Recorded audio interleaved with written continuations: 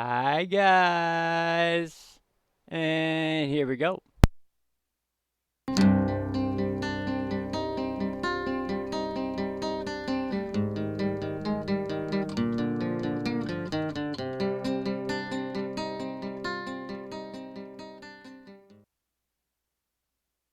Hey, hello. How's everyone doing? Don't be sorry. I'm late. I'm always late. I give myself like 45 minutes to get ready, but I need 50. I give myself 55 minutes to get ready. I need 56 minutes to get ready. Norway, what's up, buddy? Norway, email me either during, right now, or after the stream. Into Thin Air News. Not the one with two N's, if you don't mind, my friend. How's it going, everybody? Right now, you're looking at a freeze frame, just the Into Thin Air logo, me looking up, everyone else looking down. And once we get everything lined up, we'll start getting into this live stream. And I can make myself echo now. I'm a professional at this live stream stuff. And by that, I mean I have no clue what I'm doing still. Yeah, Indiana, certainly. There was a crazy strip of storms that came right through Chesapeake Bay. Good friend of mine on Instagram. Got to give this kid credit. He sends me so much stuff. As well as my buddy Christopher. I know it's so hard. Hope you enjoyed the silence in the tropics. Yeah, I did, man, and it was good because I had 2 days where I didn't have much access to the internet. So, had that thing blown up, I would have been very mad at myself for having missed it. So, really quick, and just an audio check. How's it going, everybody? Nancy L, 104. Let me guess, you're in the southeast. Fire territory. We're about to talk about that.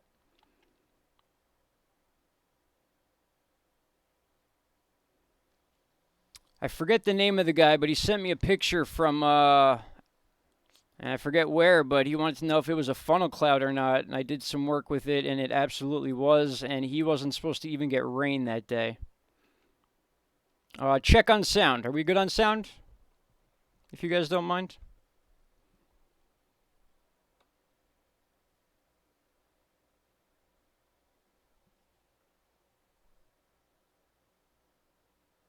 Sound is good. Thank you, Mike Shop. Might be a little bit of a delay, but we're going to get there. So probably about 10 seconds, give or take, delay. And then I'm going to figure out how to make sure everything you guys see is in 1080 with real-time sound. So that's what we're working towards. With that said, all right, so the reason I'm doing a live stream is because there's a decent amount to cover. And rather than making 50 different videos, I figured we would just have some fun, get some people in here, talk, and go over some stuff. Plus some, hey man, not to toot my own horn, but I spent a long time trying to catch a picture of a cloud today in Pennsylvania, which you don't really see these often, and I got it. So in fact, you know what? Let's just do it right now because I am pumped about this one.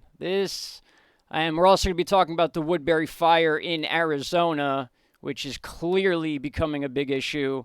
That's why I'm wondering if that one particular sub was in the southeast, because it is all about wind and fire down there right now. David Branch, how are you, buddy? Great to see you.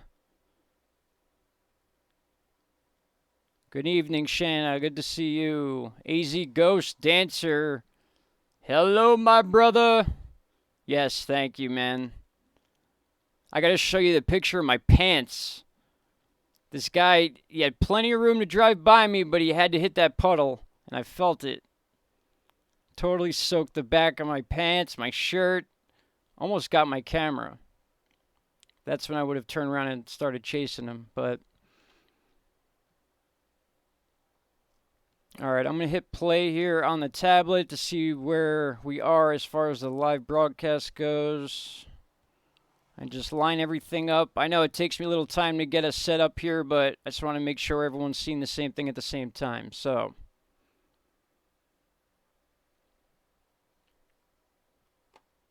All right, last test. I'm going to say a number, and then I'm just going to see how long it takes for someone to punch it in.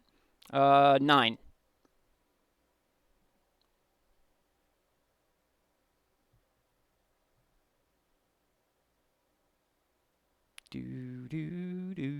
Yes! All right, we're like at 5 seconds. We're ready to go. Okay, so first off, boom.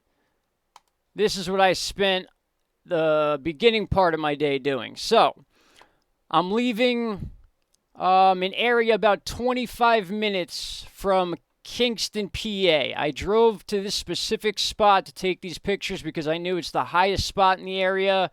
I saw the cloud with my action cam. Now, this action cam video, it's not a GoPro, it's a generation under that, so I'm just going to let you know right now, the quality's not going to show the detail these pictures show, but I just want to show you guys that this was taken today. And you're going to see a bug that cloud out. Oh, we're looking right here, and you're really going to see what I'm talking about when we get to these pictures. Unbelievable. I saw this right away. I stopped dead in the middle of the road. And there's our little friend who decided to...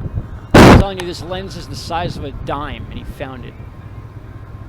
It is kind of funny, though. What? Get off! Look at that thing. So anyway, guys, this is what I was focusing on, was this right here. I saw...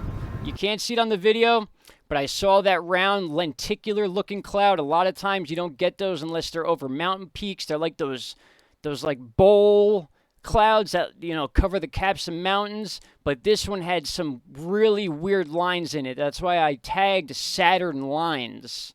There's JG Grace. All right. Here's my buddy who's been helping me out on Instagram here. Just let him know I'm live. All right, good. He knows I'm live because he's here. Start over. Why? What happened?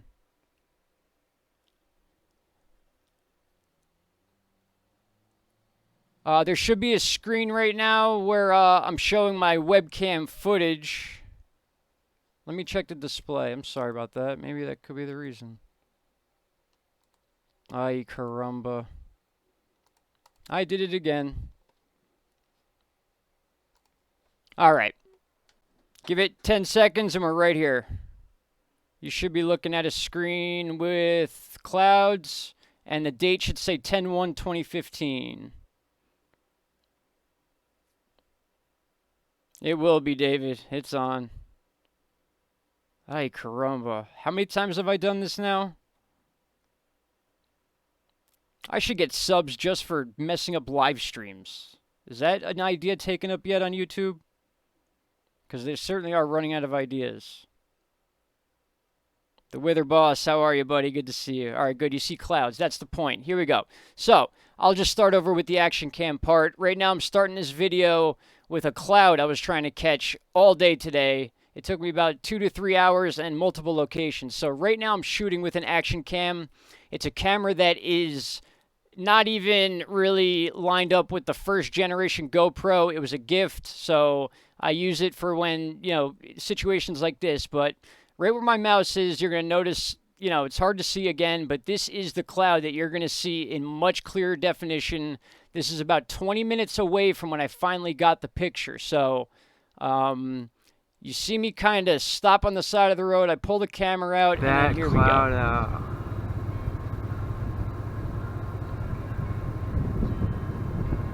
David, great comment, buddy. Me either. And there's a little friend. Like I said, the screen is the size of a dime. And that's exactly where it lands. But right here is what I'm trying to film, because I could see it with my eyes, but the camera quality is clearly not letting me.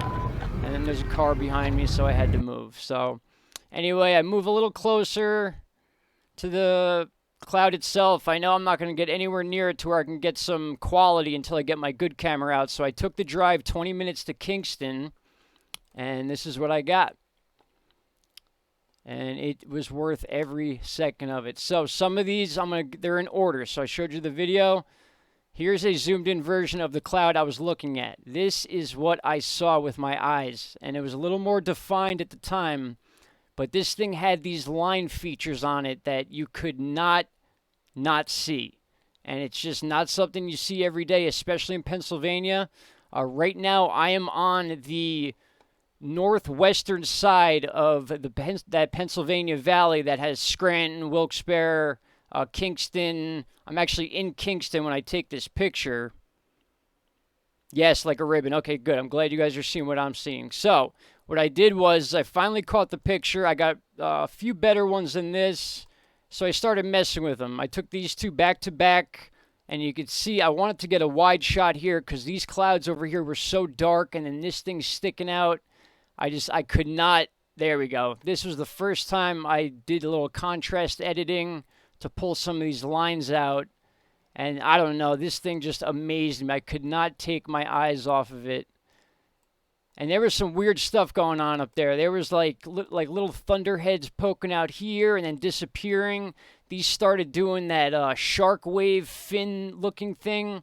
So this storm was moving in a south, where does the sun rise? In the east, north, west. Okay, I want to say a southeastern movement. So this did eventually come over me, and I'll show you that too in the rain video. But yeah, I'm not passing this up. I posted this on Instagram. I could leave that link there too. This is a little bit more of a close-up with a crop. But yeah, I can't say for sure it's a lenticular cloud. It looks like one. It looked like one during the action can shot. Yeah, Norway. I was actually looking for thunderheads when I started that cam, and then I saw this, and it took over. So I had to get that shot. And even before I took this shot, it literally looked like this was like a bird's beak. It was so crazy. And then these two lines here, it looked like the logo of like a sports team. You know, and this is simple, nothing. This is contrast I changed. I'll even do it in front of you guys. We'll take one of the original pictures like this one, and I'll just show you the minor changes I made. And this is the last one I made just for the bottom of the thumbnail to try to bring these lines out. Because every second that went by, here's a thumbnail here. You could see what I'm talking about. But very interesting. You don't see a lot of these in PA, guys, and I'm sure people that live in PA can vouch for that. I was going to upload it to the WBRE site, but for some reason they make you give all your rights away when you want to do that. So anyway, sorry for those of you waiting for weather. I wanted to share that with you guys. This is weather, very cool cloud. I'll come back to it if any of you would like me to. I'm almost positive it's a lenticular because those are the only clouds shaped like that. And with those lines around it too. I mean, and yes, it could be one of those situations where the wind was playing games with some of the weaker clouds and like those forming those lines, but it just looked like a parallel Saturn. You know what I mean? It just looked like looking at a cloud of Saturn with rings around it, and it's picking up on Instagram. A couple different meteorologists reposted it. That's really all I got for you there. Now, if you want to, we're going to get into some important stuff here that's affecting people's lives, which is a little more important than taking pictures of clouds. But where am I in PA? Currently, right now, I'm in the Wilkes-Barre, Scranton area. Like I said, this was closer to, oh God, where was I when I took this? The first shot with the action cam. I was about 25 minutes south of Kingston, PA. So I drove to PA to the top of this mountain where I know I get good shots. I film my full moons there all the time. So I knew at least if the cloud was still there, that's where I would get the shot. And sure enough, it was still there. So really quick, I can't help it. I'll show you one more time. And this is in paint, so we can zoom in a little more. But I mean, who would not stop to take a picture of that? Wet pants or not, I don't care. Kingston Township, yes sir. Or yes ma'am, Bonnie, yes ma'am. Kingston Township. Oh, I'm going to show you some rain weather, boss. And the rain is before I even left to take these pictures. It's been on and off. Like, it's either sunny or it is monsoon raining. It's been on and off all day long. It has not stopped. So, in fact, I'll show you some of the rain we had today. I have the right card open. This is the ICANN card. Yeah, here we go. I'll let you hear some of the downpours we had today. All right, so this was before I left to take a picture of that cloud. So this is what we were dealing with throughout the day.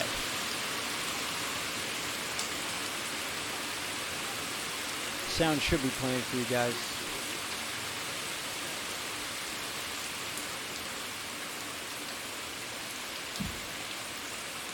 Yeah, Bonnie, I got some shots of sun to black. So we had this one, which I tried getting out into the foreground to show you how much rain was falling because it was hard to tell here.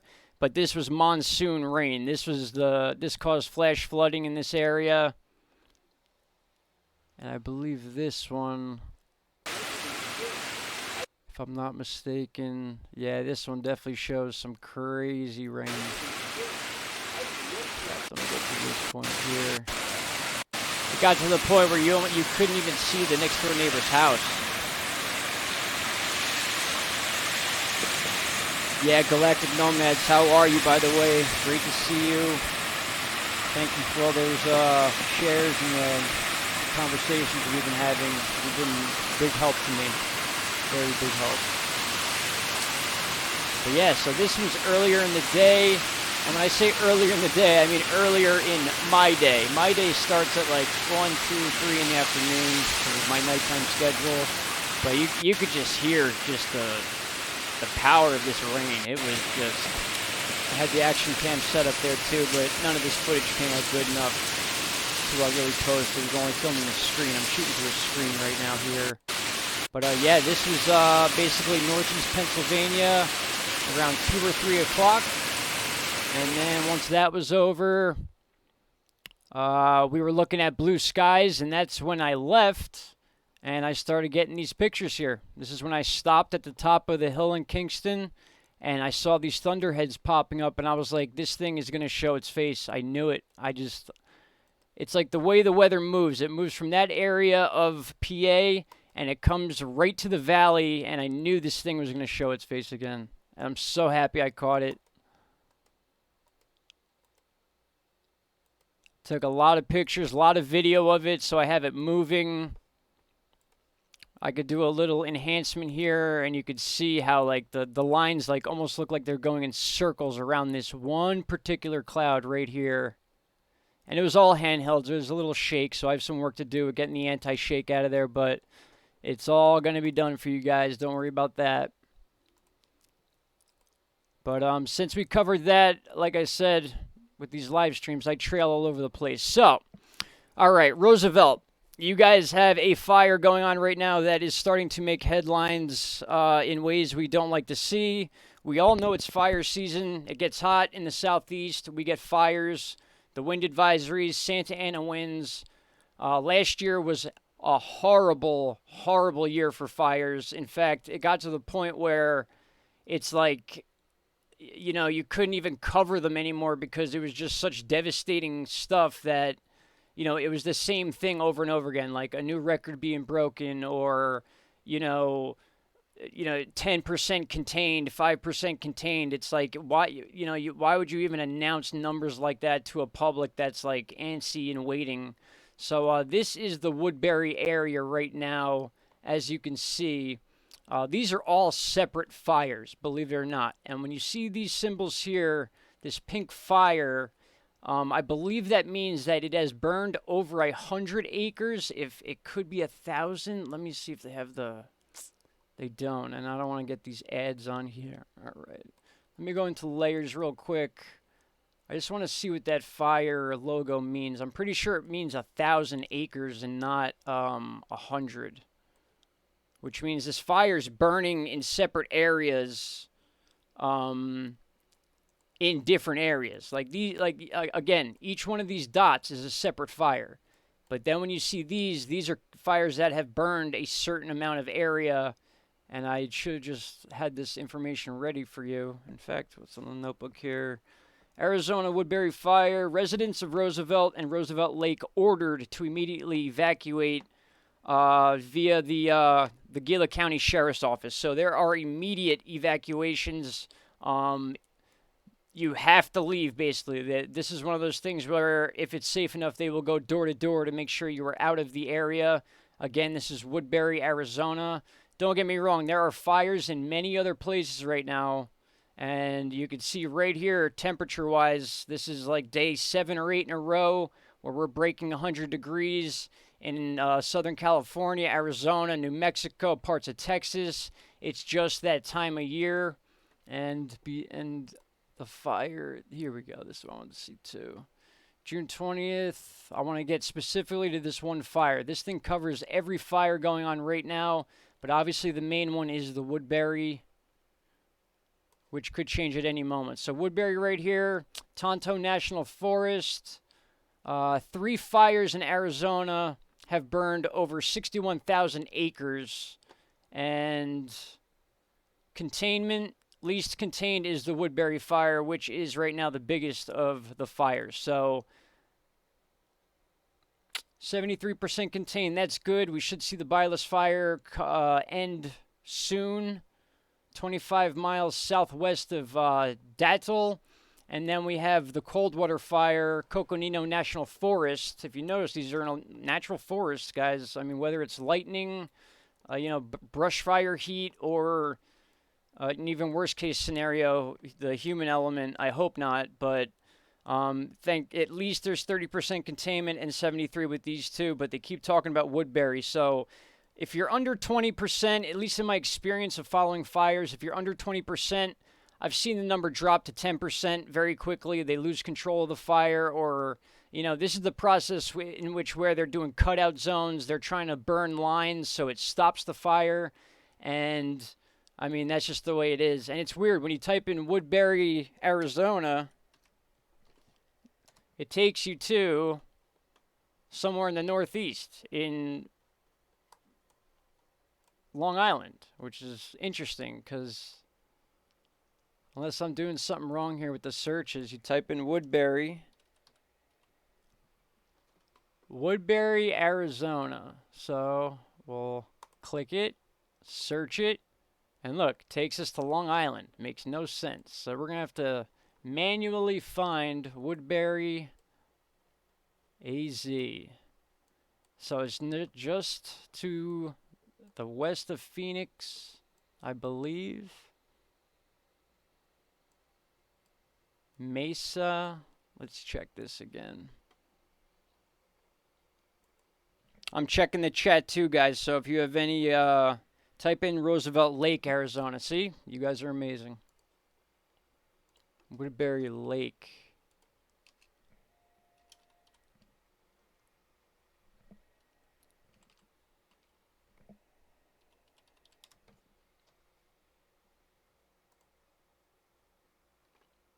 Am I even spelling Woodbury right? What is going on? Don't worry. Yeah, Woodbury. Woodbury. Let's see if they got coordinates on this site here.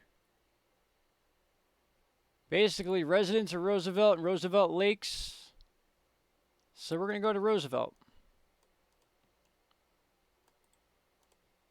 We're going to do that. And then we should be able to get close to where the fires are. You're not going to see fires on Google Earth, but you're going to see where these fires are taking place. And this looks more like what we were looking for here. All right, so Theodore.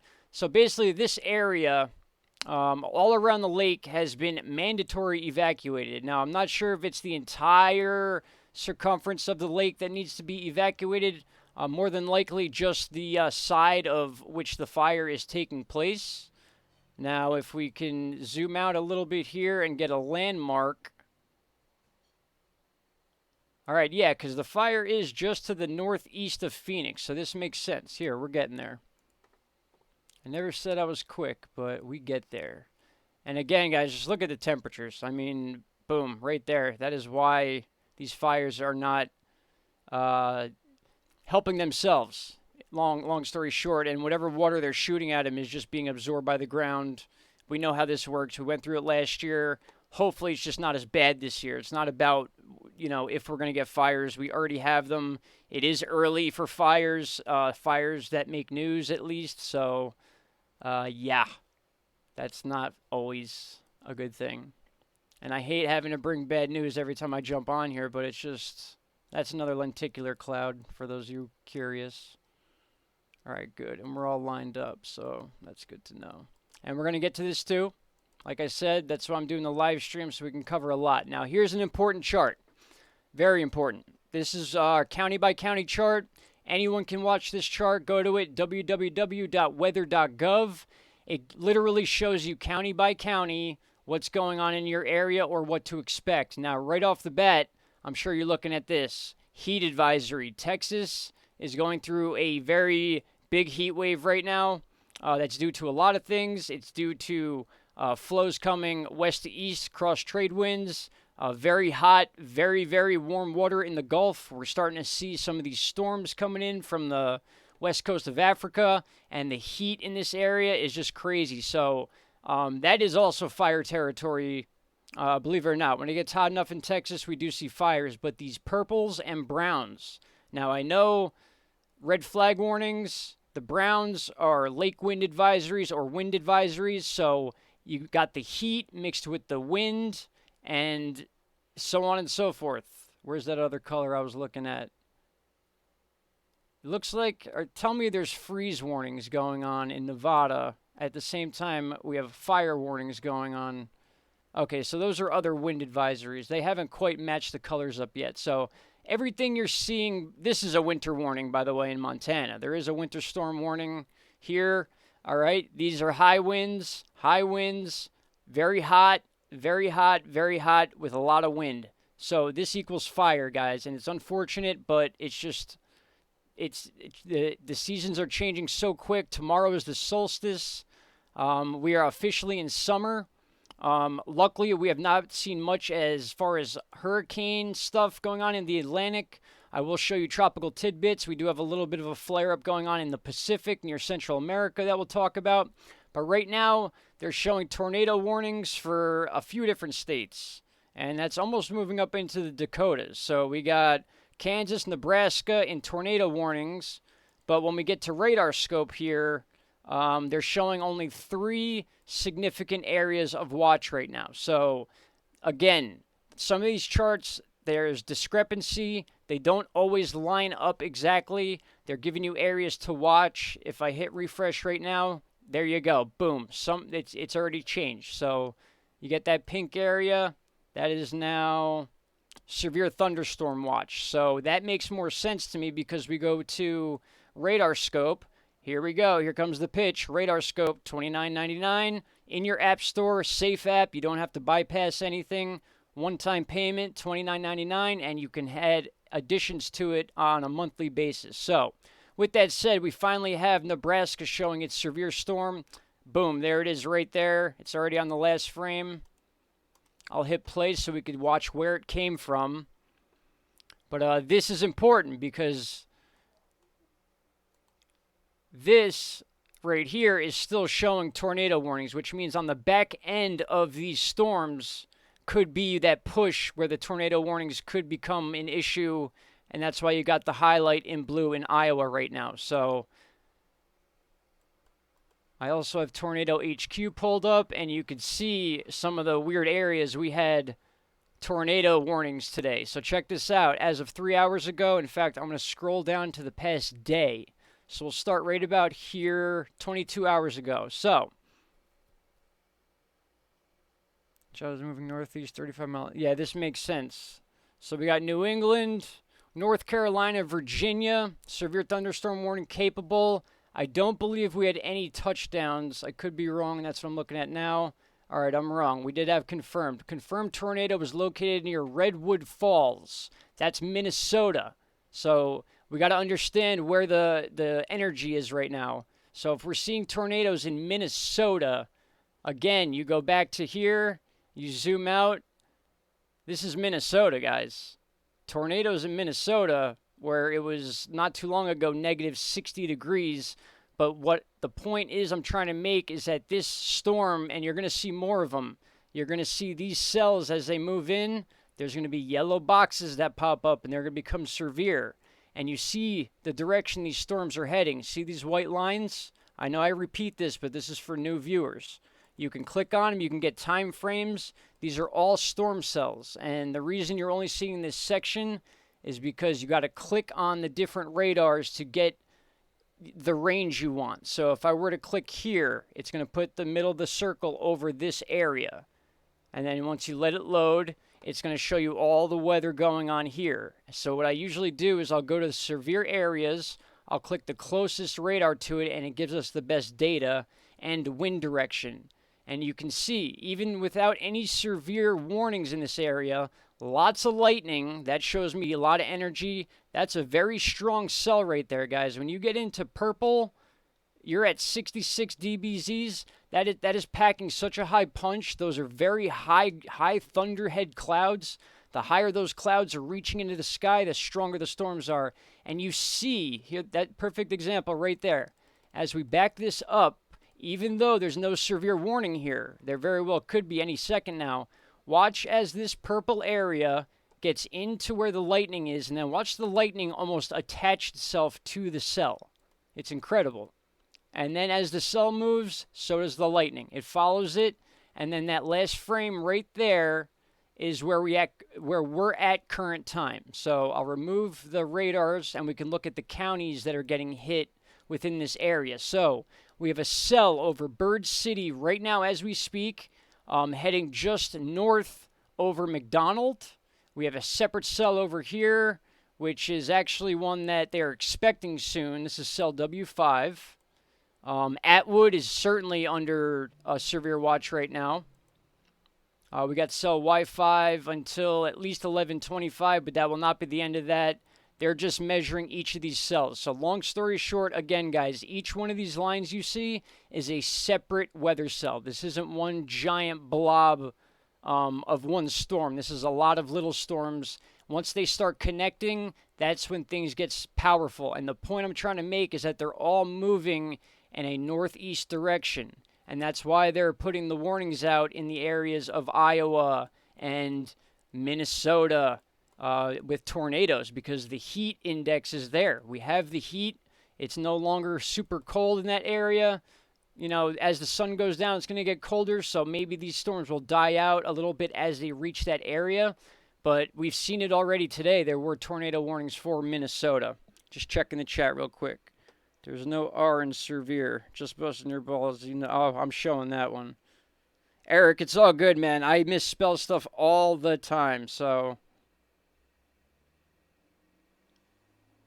And I've heard that some of the smartest people, well, no, I don't want to say I'm one of the smartest people. That's not what I meant to say at all.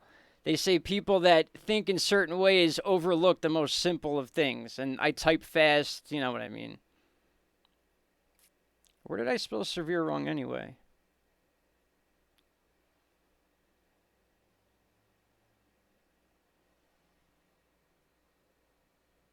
No, how you say it. Severe, severe. All right, enough for the joking. Back to the news. Here we go. All right, so bottom line, guys, southeast, very hot. Texas, very hot. Fire advisories. We need to keep an eye on that Woodbury fire for sure, because as of right now, it's the biggest fire. It's an early season fire, according to, I guess, fire season. I think we're going to have a new thing called a fire season now. I'm going to refresh this again. And yeah, that heat is just moving west to east over Texas. It's going to make itself known in Louisiana, but there's also a storm system going to be involved with this, and it's going to dip down into the Gulf. So we're going to be talking about Florida as well. So Woodbury, that is the main concern right now with fire, is the Woodbury fire. And that has, I wish it would give me an acreage. 3 fires in Arizona. I know we looked at this already, but it's not giving me acreage here. And this is NIFC.gov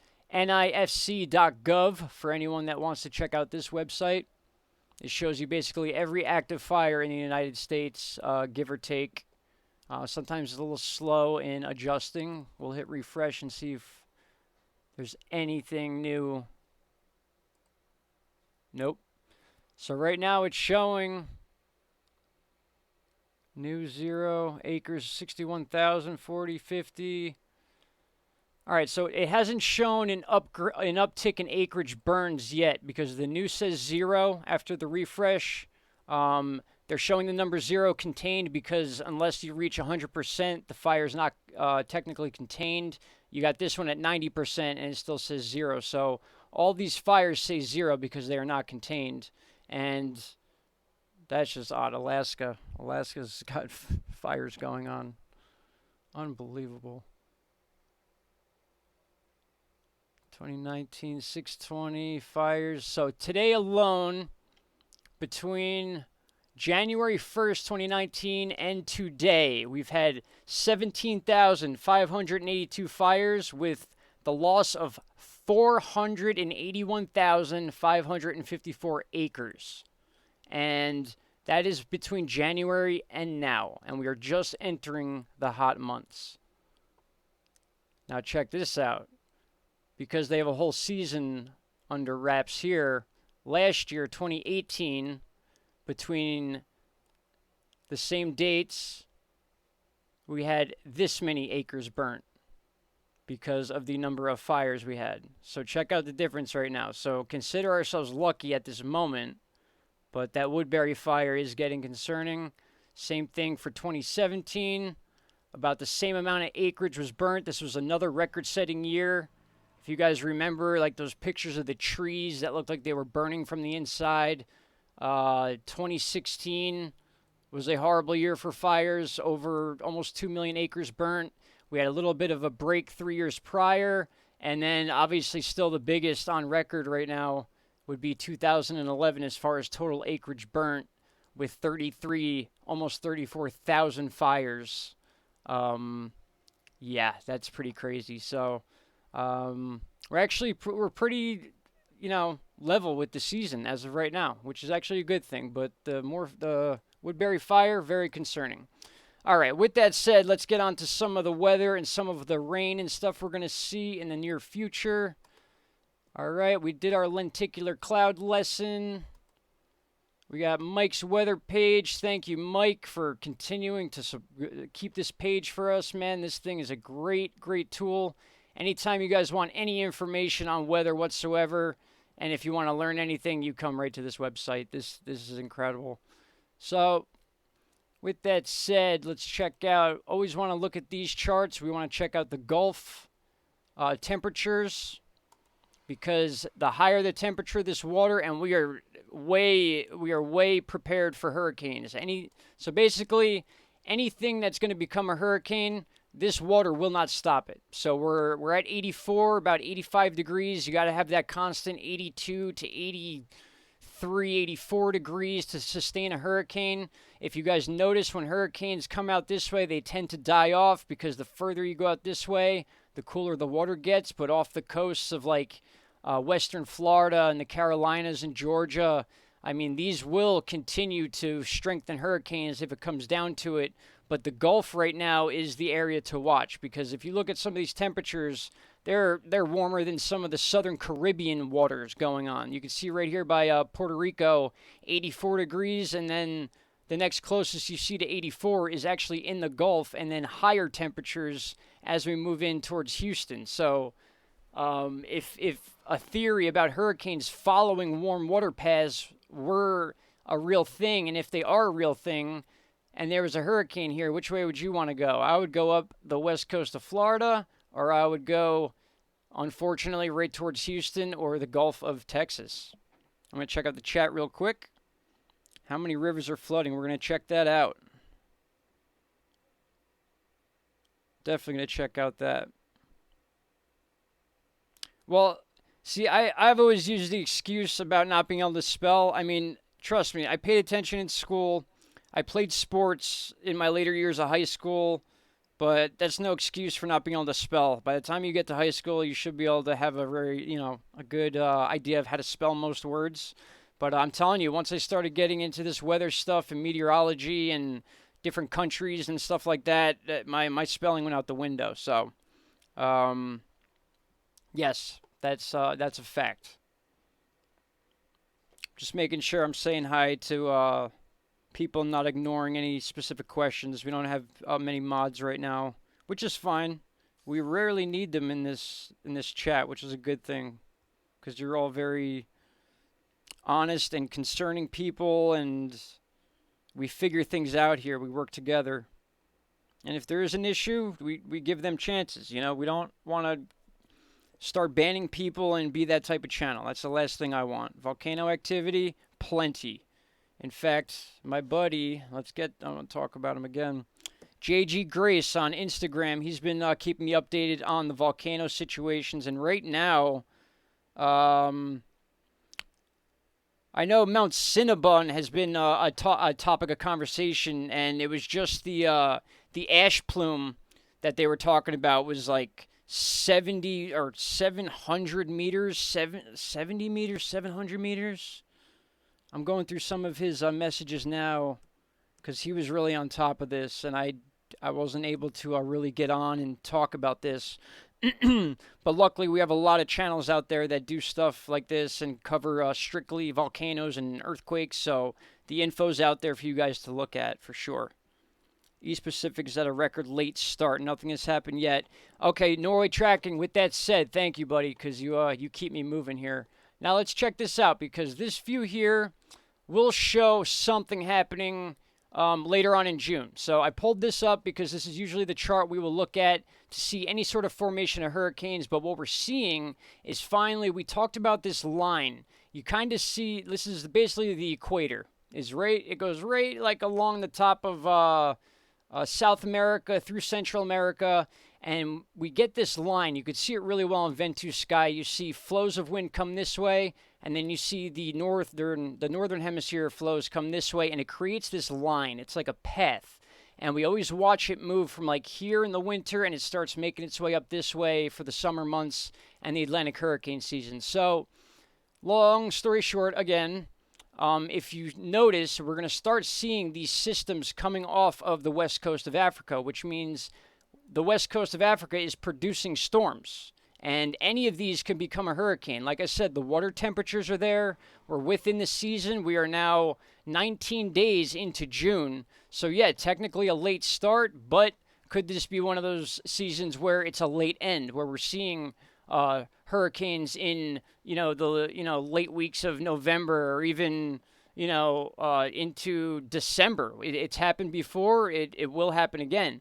But the point of the matter is you're seeing weather systems coming from the West African coast, and they're making their way all the way across. Even though they're not catching that spin and connecting enough to become hurricanes, at least from what I'm seeing, just that alone, those two systems meeting up right there. You could see this came off the western coast of Africa. That's where these storms come from. They dip down through the Cape Verde Islands, and then if they stay together, they start mending. It's a bunch of storms in a group, and then they start grouping together. Once they start spinning in a counterclockwise motion, that's when they start to draw up the warm, moist air from the water itself, and it pours out over like a water fountain. And that's when you start seeing your counterclockwise spin. And when we start using the mimic chart again, which is that chart that shows those weird glitches, and in fact, why not? We'll just bring it up. If we're going to talk about it, we're going to show it. And I'm sure Mike's page has it, so I'll use his page again.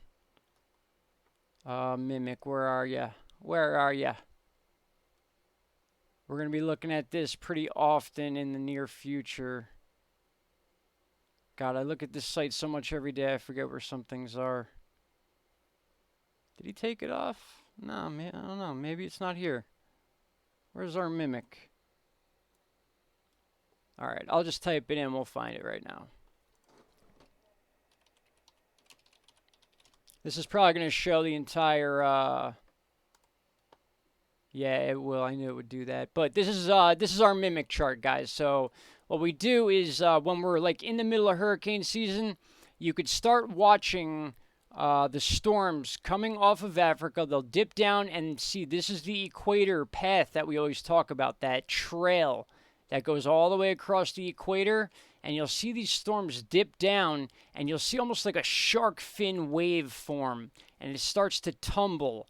And the more you see it tumble, that's when you got to start watching out for the circulation. And the counterclockwise spin is what forms these hurricanes. It's those thunderstorms connecting together. They become one storm, and then you get the tropical depression. Then you get the tropical storm and the name, and then it's game on from there. And because there's so much distance between this west coast here of Africa and the U.S., I mean, if the temperature of the water is right, it's all it does is strengthen the entire way across. Luckily, we have not seen that yet, but guys, it's just a matter of time. Even though it's late in the season, or not late in the season, it's a late start to the season, we're going to see it. There's no doubt about it.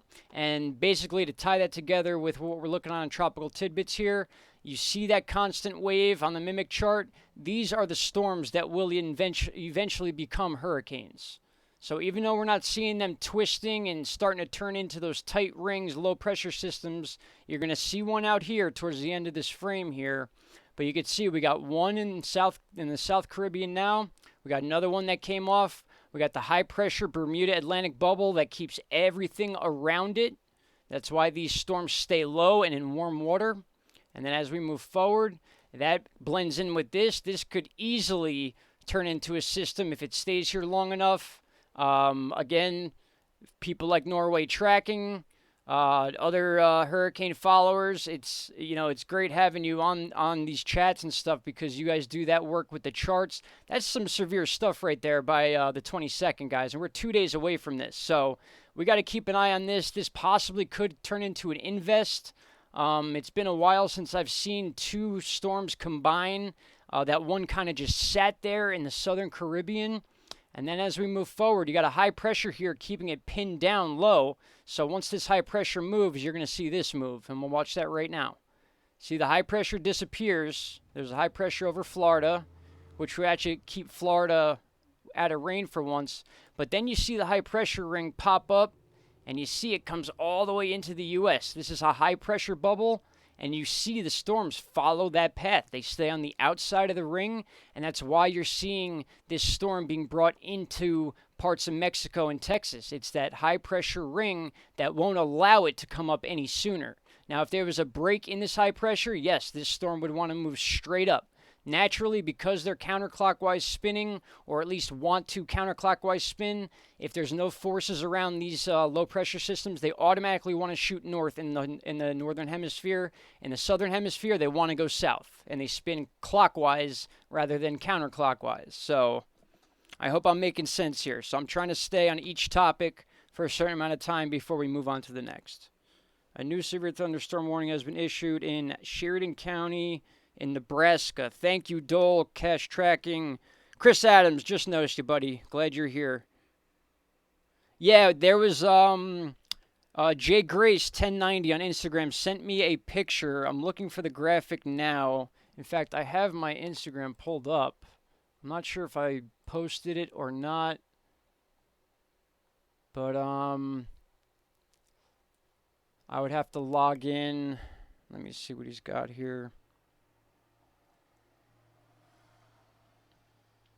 Yeah, there's some pretty, see, like we were saying before, these storms that we're looking at here, guys, sorry to jump back to this chart right now, but the marine statement here by Baltimore, by Chesapeake Bay, was due to a wave this storm popped up out of nowhere, and it was part of what happened here in PA with the on and off rain and those clouds I saw, but there was a big front that came right through. I think it just crossed south of Philadelphia and hit Baltimore, Washington, and parts of Richmond. I think, Chris, you could verify that.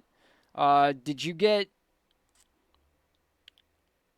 that that straight line storm? It was almost like a front. It could have been a black wall that headed towards you today, Chris, in North Virginia.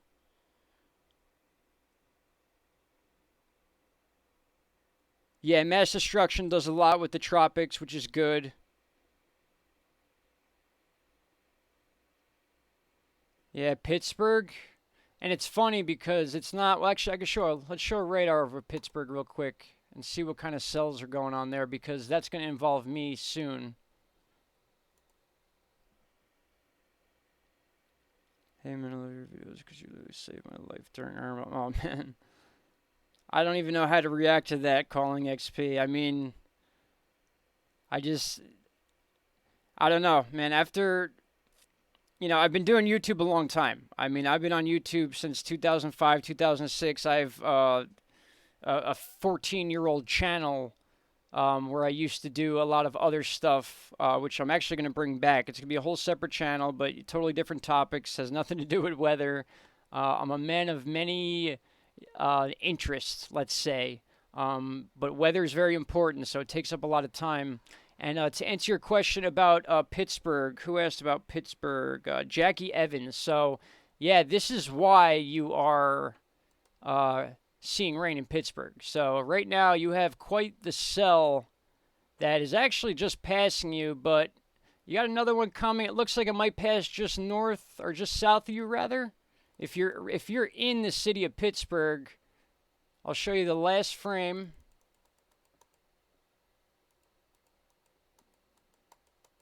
In fact, is it still raining there? Because it looks to me like that cell came and went. Galactic Nomads. Hey, you're just as much of a lifesaver as I am.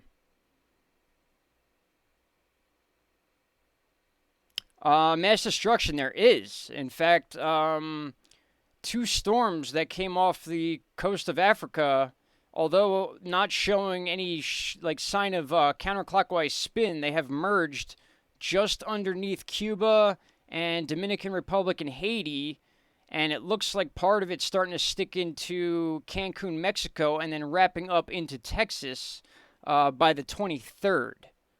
So that's within range of decent forecast. So yes, there is certainly something going on in the South Caribbean right now.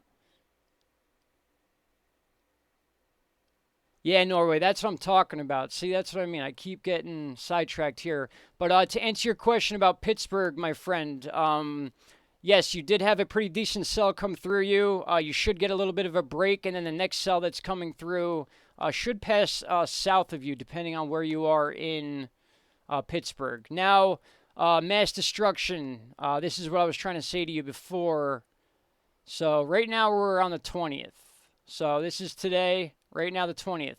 We already have a pretty significant system underneath Dominican Republic and Haiti just kind of sitting there, and it's kind of stuck there because you got the high pressure bubble, the Bermuda Atlantic, and it's kind of right here. You can see how it's following this, and its bubble's going into the Gulf. So it wants to stay, it wants to push itself inland, by probably south of Nicaragua. It's going to go up towards Cancun, Mexico, and then kind of get stuck right up in here. But before that, you notice a second one right there, and they connect. So if I back up, you can see this thing's been sitting here for 2 or 3 days now. So we've had this system in the South Caribbean for 2 days straight, hasn't moved. It became a low pressure system once it hit 1,007, and it sat there and it waited for this second one to make it there, and that's what made it severe, sorry, not severe. But then check that out. So it's like there's a stationary system there. It's allowing the other system to come through and pass as a stronger system. And you see it. It breaks off, and you can see it. It comes right up through Texas. Very interesting. It basically bypasses the system. It's still sitting here with even more severe weather, but it allows part of it to go through Cancun and that part of Mexico, up the Gulf of eastern Mexico in the Gulf, and then through Texas by June 22nd. Now that's odd. I mean, I guess we can say we're lucky because the high pressure bubble is keeping that to the far west side of the Gulf and not letting it just roam around in the Gulf and get strong and possibly turn into an invest because the water's warm. The water's there for it. Now, really quick before I forget, I want to show you what they're expecting in the Pacific Ocean. And Norway tracking, I think you're right, even though we're getting into about 5 days from now. You could see that low pressure there. That could be the invest, but you actually see one like legit form.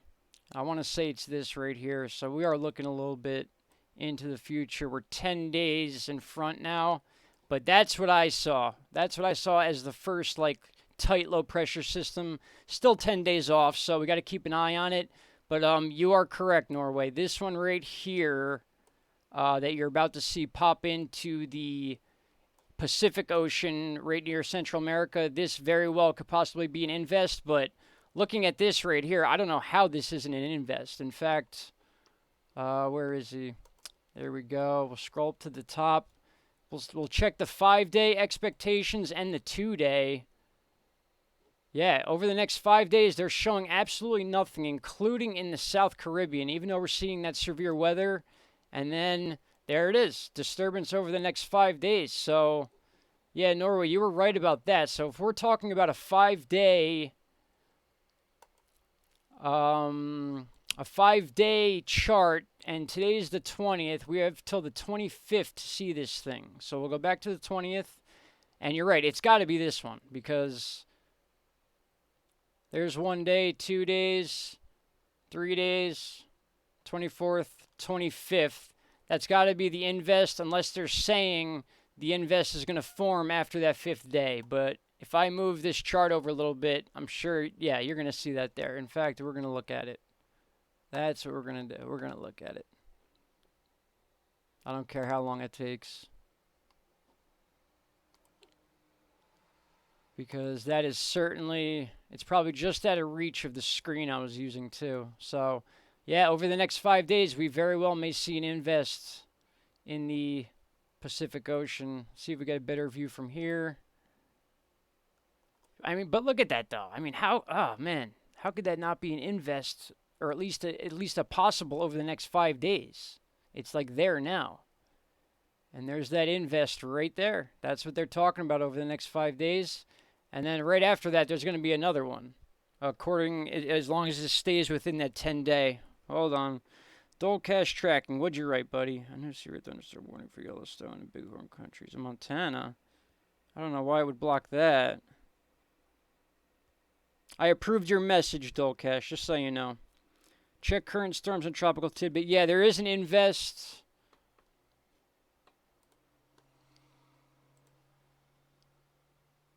Tropical tidbits. I did check that storm.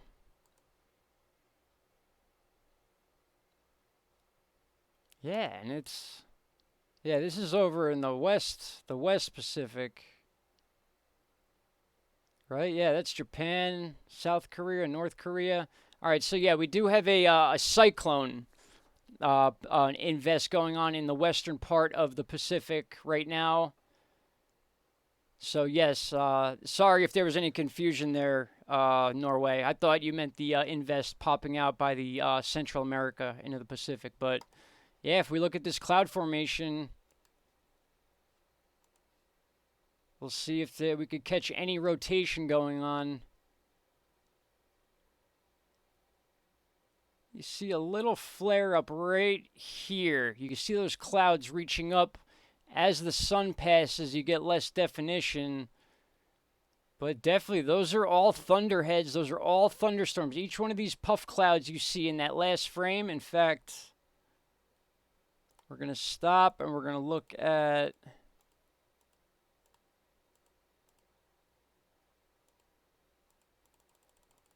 Okay, so here's a perfect example.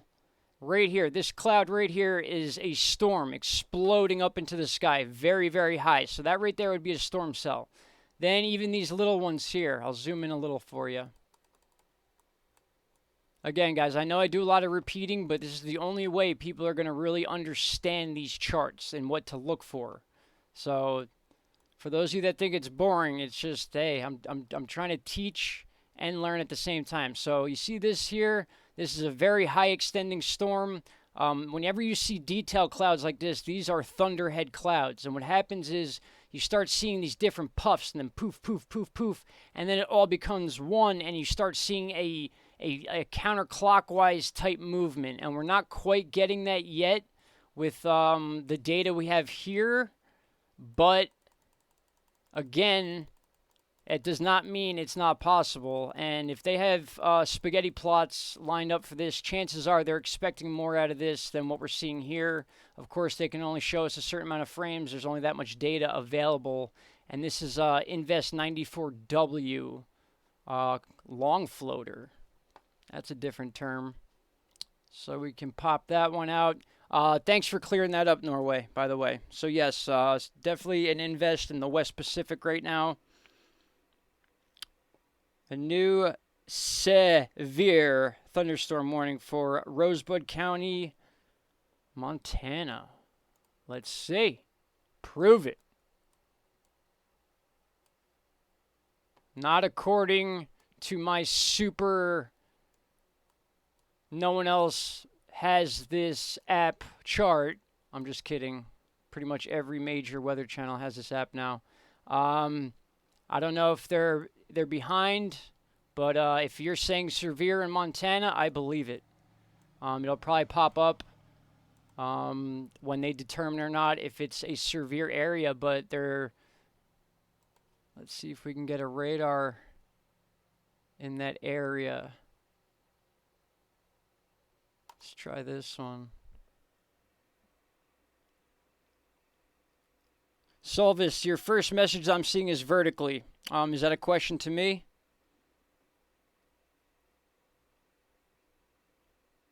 Yeah, we don't need sunspots for earthquakes.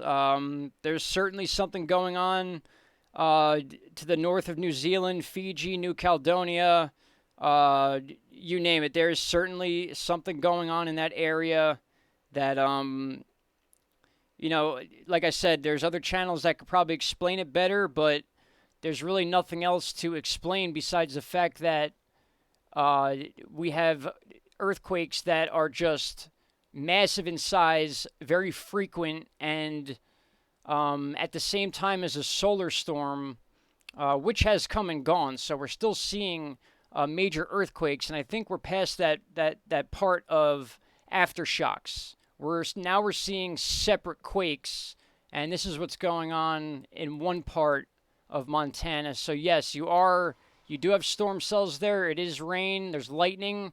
They're just not showing anything as far as severe, which is kind of annoying because these look pretty severe. Like this right here, that's a pretty big cell. That's a big cell. I mean, especially in Montana, you should at least have that box there. But as far as the earthquakes go, let's get to that now. So we'll go to largest magnitude first. For today alone, we'll do one day. This is just today. So this is all magnitudes from the USGS. You could see California, especially Southern California, still getting completely lit up, whether they're big quakes or not. There is a reason for this. Like, small quakes often are just as important as a big quake. Like, these small quakes lead to things. These show signs. These give data, and it you know, I've learned this from some of the best out there, that this slow slip, they call it. There's a lot of quakes that go on in Northern California, and then you'll start seeing the smaller quakes shift down to south, and then they go up. It's when they stop is when you want to be concerned. That's what I've picked up over, you know, time and researching earthquakes and stuff like that.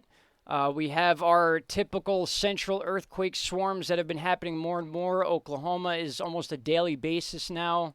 Yes, these are 1.7s and 2s and change, but still, I mean, it's not good for the country, period. I mean, like I said, we just had one of our top 7 earthquakes in the history of Pennsylvania not just a few days ago. So whether this is involving the New Madrid fault line or not, that's concerning to me. You know, because we don't see a lot of these 1s and 1.1s over here every day. Even that is, you know, newsworthy. So when you see a 3.4 and, you know, the biggest earthquake ever, a 5.8 right by Lake Erie in Pennsylvania, right on the border of Ohio, and you see a 3.4, I mean, that's going to make you worry. It's going to make you think. And as far as the big boys that went on today, we had quite a few, and quite a few in a specific order. So that's why I have it set up right now for biggest quake of the day right now. We'll do a quick refresh to make sure we're right. All right, so first one of the last 24 hours was 5.6 in Tonga. All right, so we know this area. This is right near Fiji. We had a huge 8.0 in Fiji. basically this area, super prone to quakes. We had that big tsunami scare for New Zealand where I was convinced that was it, that was happening. All right, so we had that quake was the biggest of the day, and each one that highlights blue will be the next. So we had that one in Tonga. Then we had this one down here. So this was the next biggest quake, not quake in a row. I'm going by biggest to smallest as of right now for the big ones. But what I want to show you is the round of quakes we had that happened to line up with the biggest quakes of the day for today. So now we're back to Fiji. Check this out. So now we're Fiji. That's seen an 8.0 there, very prone to earthquakes. Then we go to the 5.1. Boom, right here. South of Fiji, just north of the North Island of New Zealand. Very active zone right now. Then 5.1, right above it. The strongest quakes of today have all been in the same area besides one or two randoms here and there. Now we go to the 5.0. That's East Timor. Still considered Ring of Fire. Papua New Guinea area. Big quake, 5.0. Boom, another 5.0. We jump right back to the north of New Zealand. So Ditranium, Dutch Sense, these guys are on a daily basis covering these quakes. They do a great job, but I mean, we can see this with our own eyes, guys. We just went down the list of top quakes for the day, just today alone, and 4 out of 5 or 4 out of 6 were right here, and we're not done yet. So we had this one near the Chile rise. Chile and up here have been hit recently very hard. And then we get back to Argentina, which is south of Chile. So these earthquakes are happening in pretty much the same areas they've been happening, and it's showing a path. We're starting to see why they've been talking about New Zealand and why they think there's going to be some crazy event that happens here. I mean, your guess is as good as mine. I hate like sitting here and waiting for something bad to happen, but I mean, just look at the size of these earthquakes. And this is, 2-3 days after the 7... Oof. I'm already losing track of the big one. What was it, 7.5? It was officially up in this area, right around here. So we're past the time of aftershocks, I believe. So these are separate quakes taking place. You got to look at the depth. 41 kilometers, give or take 30 miles deep, 28 miles deep. This was separate areas, so I'll go back to this one. Now this is concerning. A 5.2 at 622 kilometers deep. That is a deep, strong earthquake. What do we know about that from some of our favorite earthquake channels? Big, deep earthquakes tend to cause stronger, shallow earthquakes. Now, that could come in different ways. That could come in one big quake. That could come in a bunch of small quakes. Now, are these quakes that happen afterwards part of what's going on deep down in the ground under Fiji? Are they causing these other quakes? Honestly, I don't think so. I think this fault line here that goes up in the, Tonga area, Vanuatu, New Caledonia is over here. I believe this situation here is a little bit separate than what's going on here. I honestly believe the Fiji stuff is more in connection with what's going on in Papua New Guinea and New Caledonia.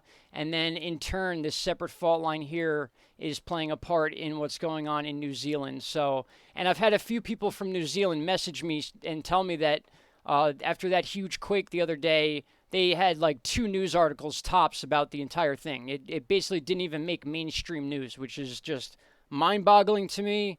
I'll never understand it. I'm not going to try to understand it because usually that's when you get yourself into trouble. But bottom line is we have the data right in front of us and we're looking at it. We could see what happens on a daily basis. Now we can look at, over the last 7 days, significant worldwide. Okay, so this was the one I was talking about, the 7.2 that took place on the 15th, 5 days ago, right here, and we're still seeing deep earthquakes up by Fiji, and we're seeing high 5s and even 6s downgraded to 5.9s in North New Zealand. And then we got to understand this fault line runs right through, almost through the 2 islands themselves, more towards the southern island. And that could be, you know, if we get a big quake here of anything 7, I would say 7.5 and above, or something in this area again, 7.5 and above and shallow, it could trigger off that tsunami. That's about the size you need and the depth you need to get a tsunami. It does take a lot for there to be a tsunami. That's why a lot of the sixes and stuff, they'll have the tsunami issue warning, but chances are it's not gonna happen unless you're in those high 7 areas at least. And one more, and real quick before we end the earthquake part of this section, we'll do last 7 days, 4.5s and higher, and we'll change it to newest first. So here we go. In the last 7 days, magnitudes 4.5 and higher. I could zoom out here and you could just see where most of the action has been. Papua New Guinea area all the way up to Japan had a major earthquake. China had a deadly earthquake in the last couple days. It wasn't this one in particular, I don't believe, unless that was it. But this Japan earthquake was a scare for sure. They weren't sure if there was a tsunami with this. It may have caused a tsunami, a couple foot wave, but not enough to be something that was, worldwide news. But just look at the screen right now, and you're looking at 4.5s and higher over the last 7 days. What are we missing? Once again, but what areas don't have these quakes going on right now? I'm giving you a hint with my mouse. It's just unbelievable. So right here is like, this should be in every newspaper, in every country, in every store. That's just my opinion. I mean, these are the most important things that we deal with in life is weather and what goes on under our feet, what goes on above our heads. These are important things, but unfortunately, when you live here, all that matters is here. And it's even when you live here, it's not the important stuff that's always talked about. So you can easily see when I switch this back to all magnitudes, boom, the U.S. pops right back into it. But we're all, these are all just boom, boom, boom. We all know California is basically a bunch of, pebble rocks that shake when you walk on them. You could have an earthquake walking across a path. And then the same thing with Alaska. It seems to me that we're getting many, many more little quakes in Alaska, which is leading me to believe that the underground is breaking up more. It's getting looser. It's, who knows? It could be, ice melt that's allowing the ground to move more. I mean, your guess is as good as mine. Like I said, I'm still learning a lot about this. We're seeing a lot of smaller quakes in the Strip Islands that leave Alaska and then head towards Japan. So whether that pressure transfer comes this way or it's leaning this way, in my opinion, it's going this way because of the fact that Japan's been getting hit hard. I mean, your guess is as good as mine, guys. But bottom line is, once again, above New Zealand, New Caledonia, Fiji, Tonga, and Papua New Guinea, and now, even inland earthquakes in Australia are becoming an issue. So it's like, which side do we watch? We can't help it. We got to watch both sides. And with the stuff going on in the U.S., the New Madrid fault line, obviously. So we have the New Madrid, which is showing some activity. Of course, we have Yellowstone. We got California shaking all day long, whether it's 1.7s, 1.2s, 2.0s, so you can get the 3s there. Alaska's the same deal, and then our big boys are all happening in the southwest Pacific at the moment, with a little of them creeping up into the Papua New Guinea areas. So, again, guys, just a matter of time. I'm just check the chat out real quick. Haven't even checked you guys out in a minute. 1 meter tsunami. Christopher, thank you. Yes, it did cause a little tsunami. An underwater tsunami.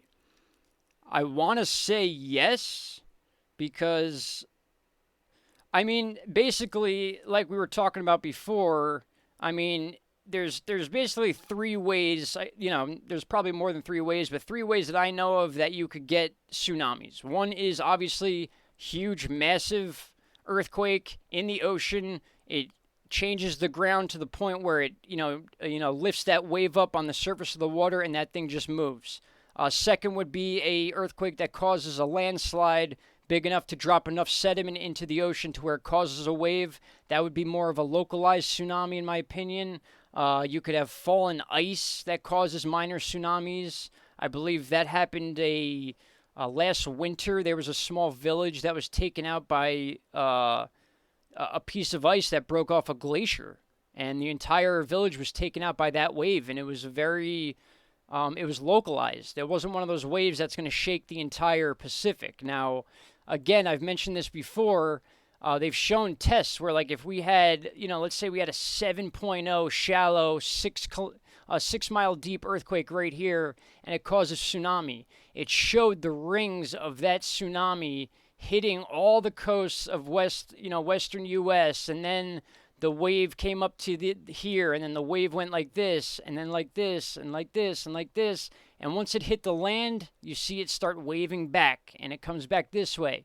So then you get crisscross waves. And then I explained it like being in a swimming pool. If you get 3 people jumping up and down, you start getting those waves that look like mountains. They're just going back and forth and peaking up and down. That's basically what the ocean does in its own way. And that causes all sorts of issues. That's not just about the waves hitting land that causes the buoys to go nuts. It's a disturbance, basically. It throws off the animals. It throws off a lot of things.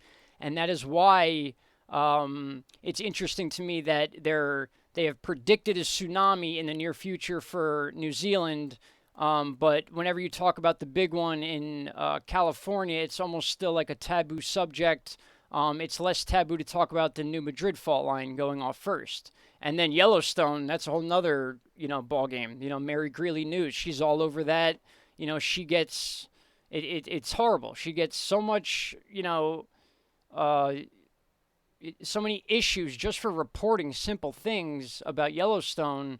And she does great work, and she puts a lot of time into it. And it's just sad to see, So I just try to keep a wide range of activity and stuff to report, and try to put things into more understandable terms, which is good for me because that's how I have to learn. I need to have things broken down for me and, shown over and over again. I'm a hands-on guy, so, a lot of this learning with the, data and stuff like that, that's a little bit new to me. I'm more of like an outside, take pictures, that type of stuff. So, all right, with that said, I think I rambled a bit there on the earthquakes.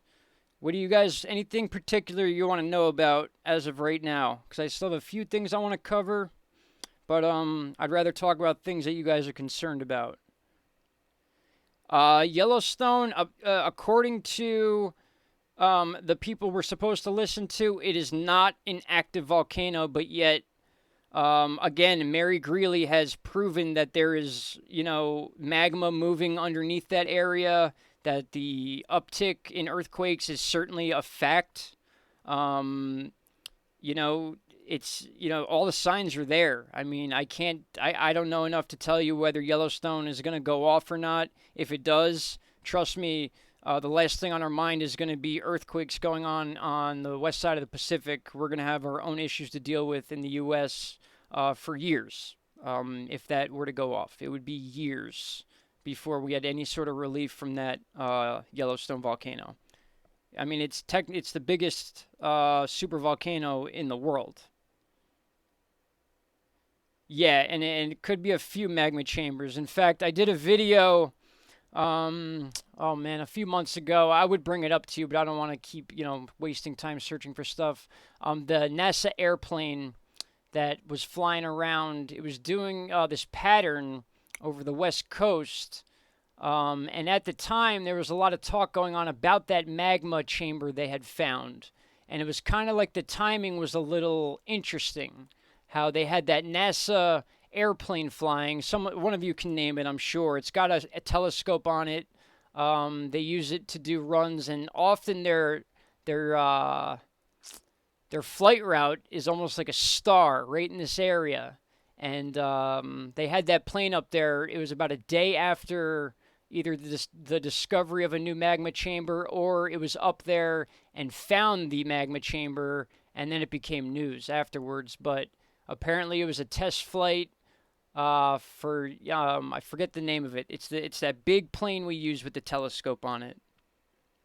I would move away from Yellowstone. There could be, oh God, yeah, sulfur, which is also curious to me because a lot of people are saying, you know, Denver is a good place to buy land right now. I mean, Denver's fairly close to Yellowstone, and I'm telling you what, you could be mile high all you want. Yellowstone goes off, you could be 5 miles high, and that ash and smoke is going to be above you. And you guys know where I'm going with this. You know how chipmunks and stuff live underground? They do that for a reason.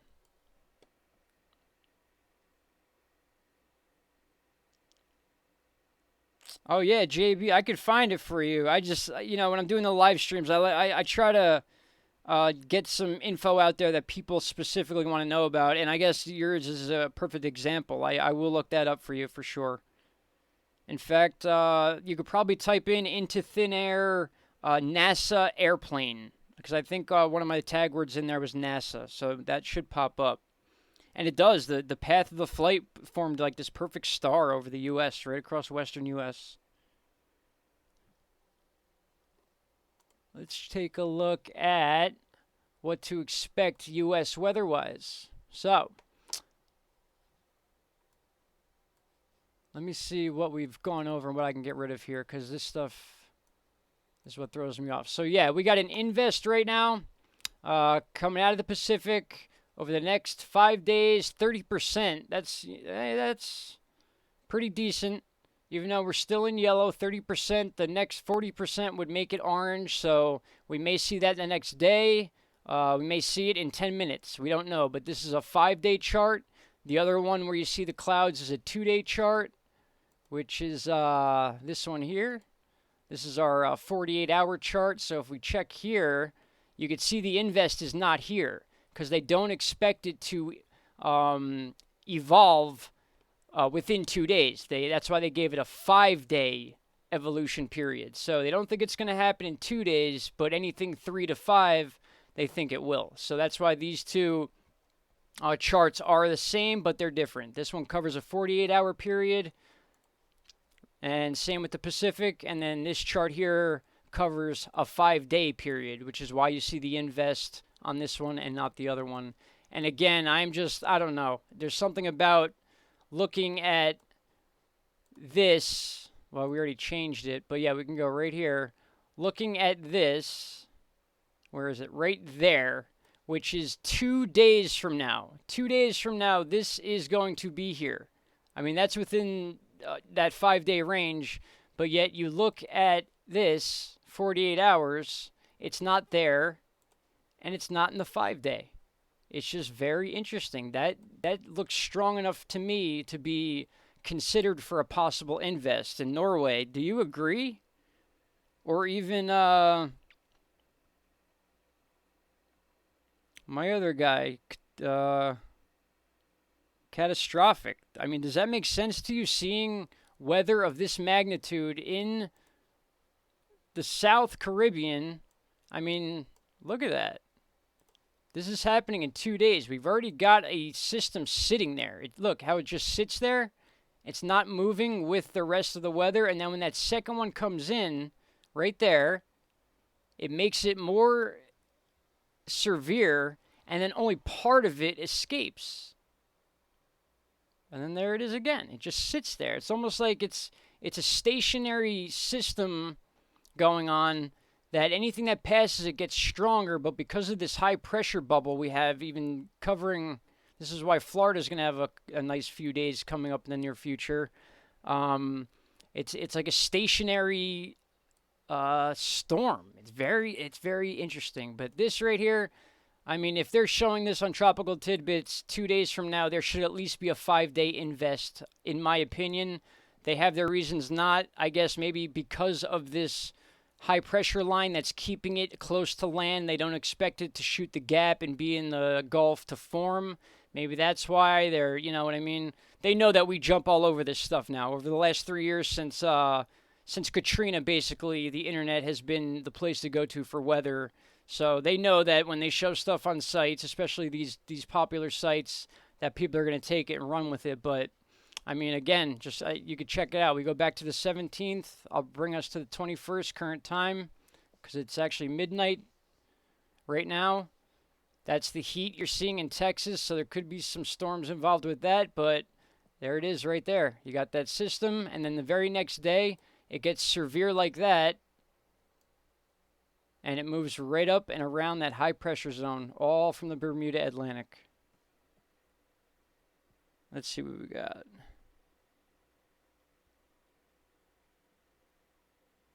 How's the temperatures in the Gulf and Pacific? We went over that. Actually, Salvis, the Gulf temperatures right now, the Gulf water temperatures are hotter than the South Caribbean and hotter than the Bahamas. The hottest temperature I saw was like 86 degrees right around here. And then it's 85, 84. And then there's some 83s down here, and then we got a good 84 here, and then as you go up the coast to the Carolinas, it gets back to the 70s. So, again, we're still, 3 weeks into the hurricane season. It's not that far out of the realm of possibility that we're not seeing much yet. Again, hurricane season, it's an exciting time for people that follow hurricanes and study them. But at the same time, that does not mean we want to see a hurricane, hurt people or displace people. I mean, we report on it, we talk about it, but, that does not mean we want it to happen. Weather enthusiasts, it's a very hard thing to explain to people when, like, you're excited for hurricane or tornado season. It's not because we want to see displacement or people hurt, even though that comes with the territory. It's because it's what runs our lives. This is the main thing that runs our lives is weather. There's no getting around it. That and space weather, depending on your idea of what space is. Just in case we missed Norway's words. Yeah, Norway's got that part covered. In fact, there's an invest in the Western Pacific right now that looks pretty promising. We just went over that as well. You'll see that in the video when we get it posted. Where are we running at right now? How long we been on?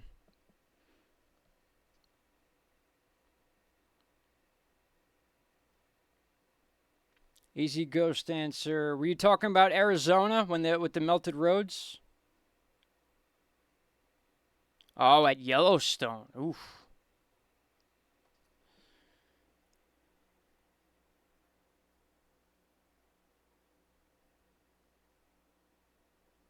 ABIT, can anyone view the websites and apps that you use? Yes, absolutely. Every app that I use, except for Radar Scope, is basically free.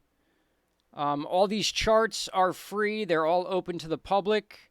In fact, I talk about that pretty often because I want you guys to be able to do this on your own and not have to rely on others. I mean, it took me a while to finally, be able to get on here and explain something and have it make sense and not be wrong. But, it helped me so much because I can look at a chart, and watch a 10-day forecast and kind of understand, to an extent what's going to happen in the next 3 days. 5 days a little harder to tell, 10 days very hard to tell.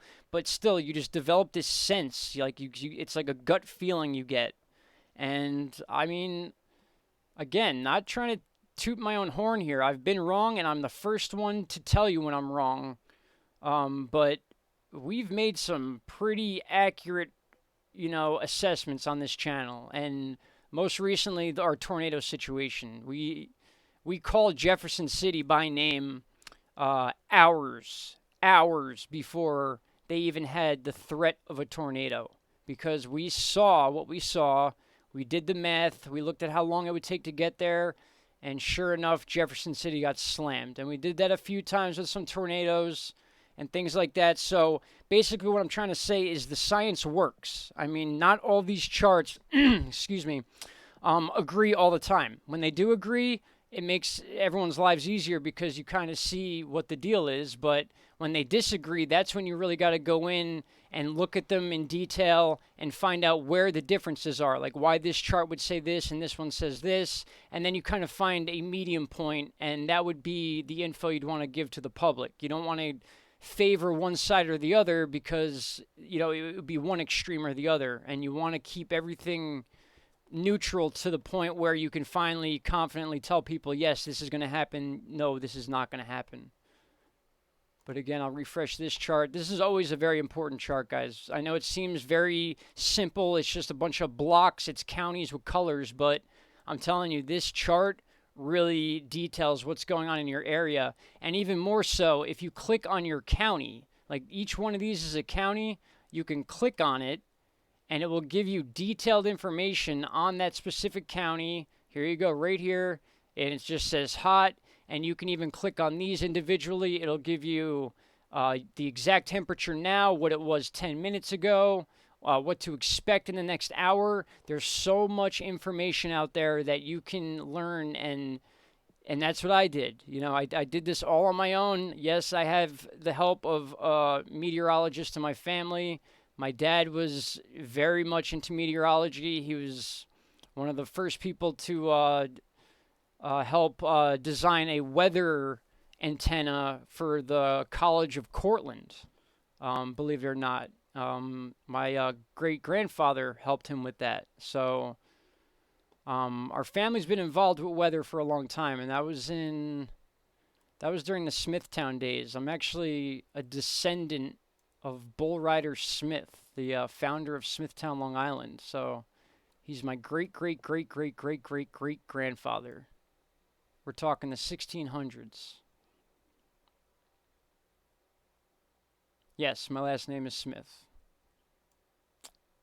It's Richard Bull Smith. That's not my name, but that's my dad's name. That's my grandpa's name. That's my other grandpa's name, and my other grandpa, and my other grandpa, and my other grandpa.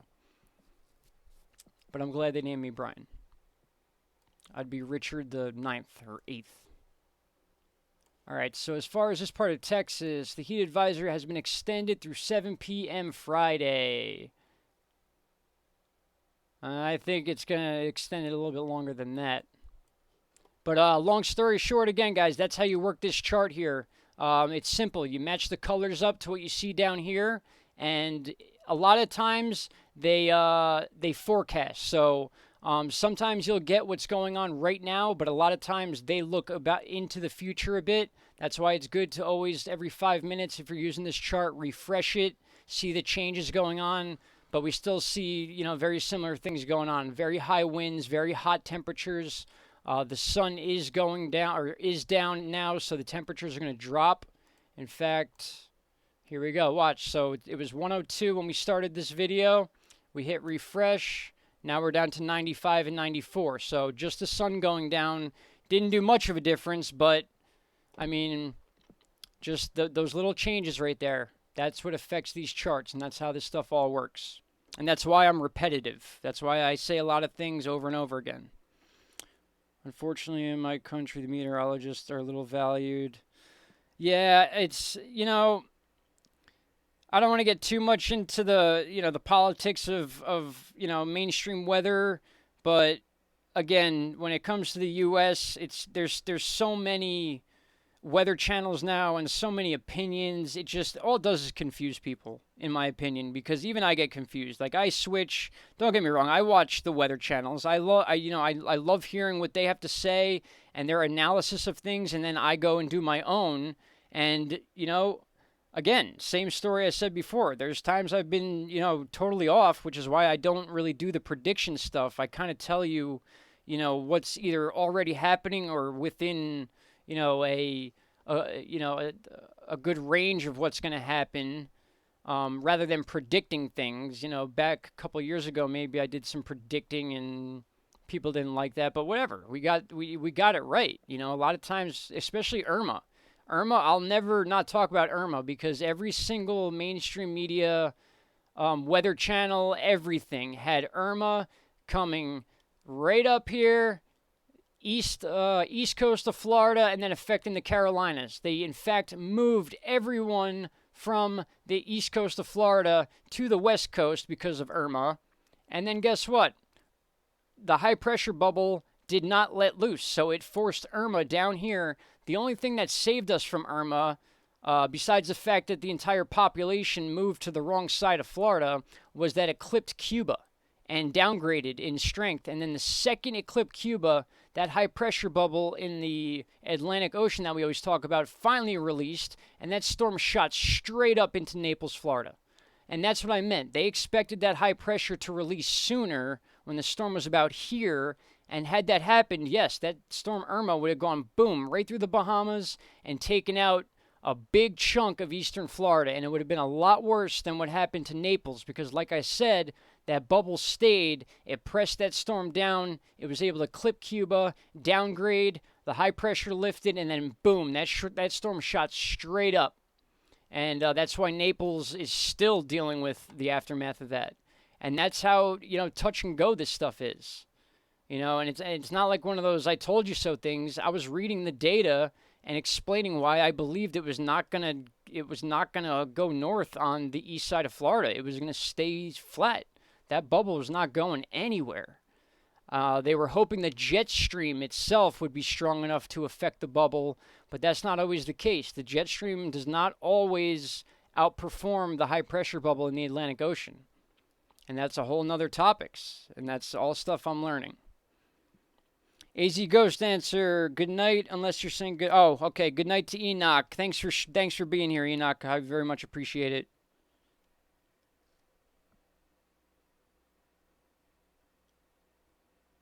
Enoch, sleep time. Why don't you cover how much food we will not be able to grow to the weather? Yes, well, that's going to... I'm actually in the middle of making a video about the Mississippi River. I've talked about this before. The Mississippi River overflowing its banks in multiple states is a clear-cut effect on our crop growing.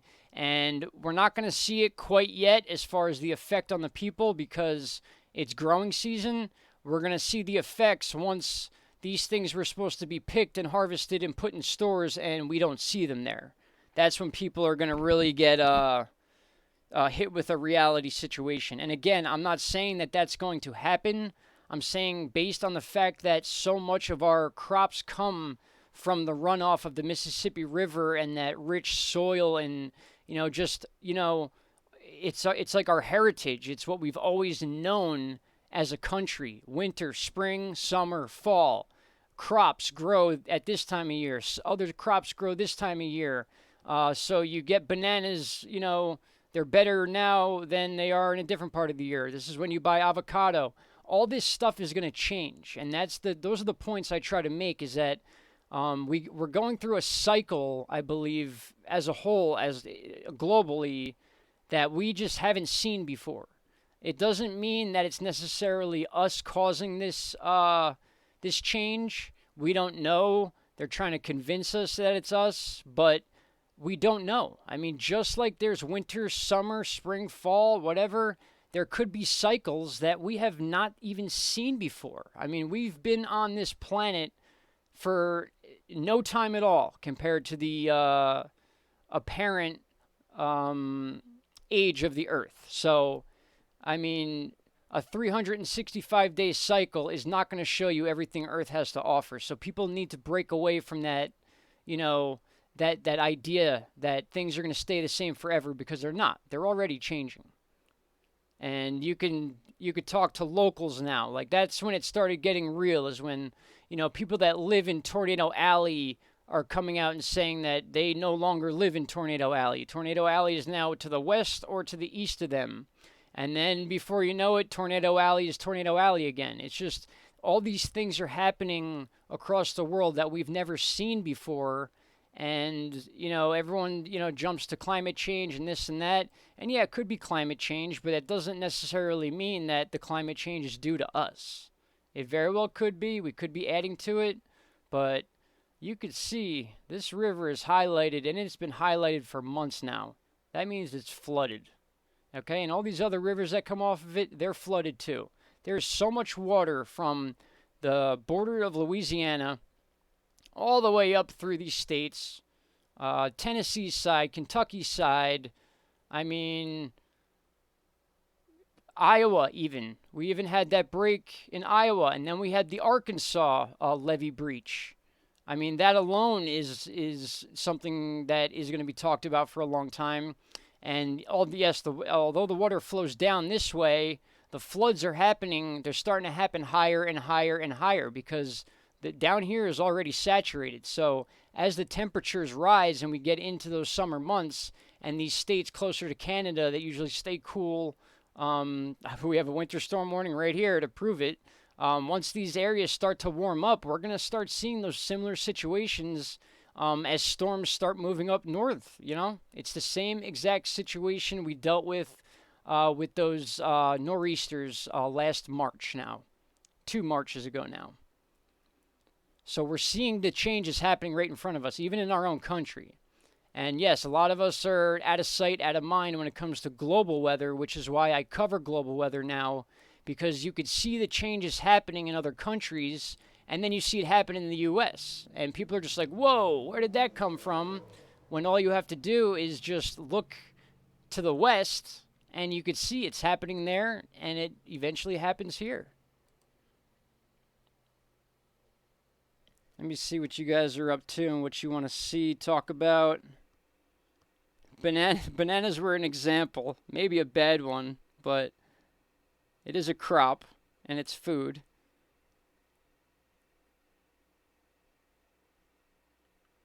Yeah, we're going to have to get used to seaweed diets maybe, or underwater foods. What foods grow underwater?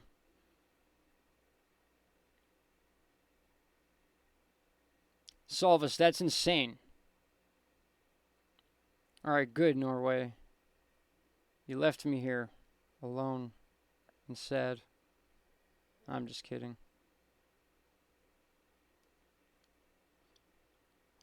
Wake Up says, Mike, it's the largest historic rainfall in the USA in 125 years. There you go. And you know what the sad part is? Is that, you know, people that don't want to know any more than, what they see on their morning news, they don't know that. They just think it's another season, especially if you don't live near the Mississippi River and you live in an area that really maybe hasn't been affected as much as other areas. You're just like, another day, this, that, but it's not another day. There's a lot going on that, it's showing signs of permanent change, or at least long-term change. Like 10, 12-year, like cycles, stuff like that. According to history books, 2,000 years ago, the United States was an ice block. So what's to say that it's not going to be an ice block again 1,000 years from now? Or is it going to be a desert 1,000 years from now? We don't know. All we know is that we're seeing things like this, skittleboards of every single season going on at the same time. Winter, fire, heat, flooding. I mean, cooler temperatures up in the Great Lakes. Maine hit some low temperatures, and we're at the end of June. We're officially... Summer solstice started 19 minutes ago. We are officially in the season of summer. And we are still dealing with winter storm warnings in areas like Montana. And that's all coming down from Canada. It's rolling down through Alaska, those areas. We still have these storms coming in, hitting the south areas of California. And then again, boom, they're just meeting up right here. And we can look at another example of that in the coming days. This is right now. Here's the 20th. This is what happened today. This is what I saw today. This is what caused that cloud I was able to capture. This came. And now it's the 21st. So it's still cloudy. There's still rain going on in this area. We got some severe strips going down by North Carolina, Virginia. We'll check that out on radar scope in a sec. But look at this, guys. Look at this blue. This is snow. We got snowstorms or snow squalls going on in Montana. And it's June 21st. And up here, blue in Canada, that's snow. So these systems are dumping down in the west, and then they're being pushed by high-pressure systems. You got a low-pressure system already here, so this is going to push this system down. And that's why you're going to see severe weather in Texas in the next couple days. Watch. And there it is. Boom. Right there. These things push themselves down, they get certain temperatures, and then they explode. And that's why I've been calling this ground zero for months now. Everything blows up and just accumulates right here. And whether it shoots straight across the I-70 corridor, whether it comes up to the northeast, whether it gets pressed down like we showed the other day. I mean, we're seeing weather move literally south to north in a straight line into the Gulf, particularly in Texas. That storm we saw yesterday, the day before, that came through Texas was unbelievable. It was a south to north storm, straight line winds south to north. And then it got to the Gulf. That's when it came up through the panhandle of Florida. Yeah, let's check out our radar scope and see what's up with that. Let's see if they've updated any of their... All right, we do have a little bit of an update with severe weather. All right, so we got Kansas and Nebraska now with severe thunderstorm warnings. And again, this is what I was talking about. These are going to pop up all night long as they move their way into Ohio. That's why I'm telling you, it's the same situation that brought the tornadoes to Minnesota today. And you can see that right here on Tornado HQ, Minnesota, all day today. There was a big system that moved through there. In fact, it probably stopped right here. If you see Tennessee, that was probably a separate system. Look at this. Minnesota, New England, random in there. Minnesota, 5 hours ago. Minnesota, expired 4 hours ago. So the last confirmed tornado was near Godal. Sounds like a Game of Thrones name. Moving southeast at 30 miles an hour. Let's see what this was all about. National Weather Service, Twin Cities, Chanhassen, Minnesota, 6:43 p.m. Central Time. So that was about 7:43 p.m. here. The National Weather Service in Twin Cities issued a tornado warning for northwestern Watonwan County in south central Minnesota. I mean, it's not very often you hear that or see that, let alone twice. And it might be happening again tonight if those temperatures don't drop down significantly. And this was confirmed by law enforcement. So I don't know what that means. If law enforcement now are meteorologists, but unless he actually saw it on the ground, he or she saw it on the ground, that's technically a confirmed tornado. And then, of course, they send in assessment crews. They decide whether it's straight line winds. When you see straight line winds, a lot of things fall in the same direction. When it comes to tornadoes, you'll see scattered debris, and that's usually how they determine whether or not it was a touchdown tornado or straight line winds. So again, straight line winds will keep things falling in one direction. You'll see a bunch of trees that fall the same way, and then a tornado, you'll see one tree here, one tree 2 blocks over, and this house is hit, this house isn't hit. So it's wild, guys. It's just so wild out there right now. And now with this situation going on in Kansas and Nebraska, you see the movement of these storms. Each one of these cells, and now they're severe, including this one up here, they're all moving in this way.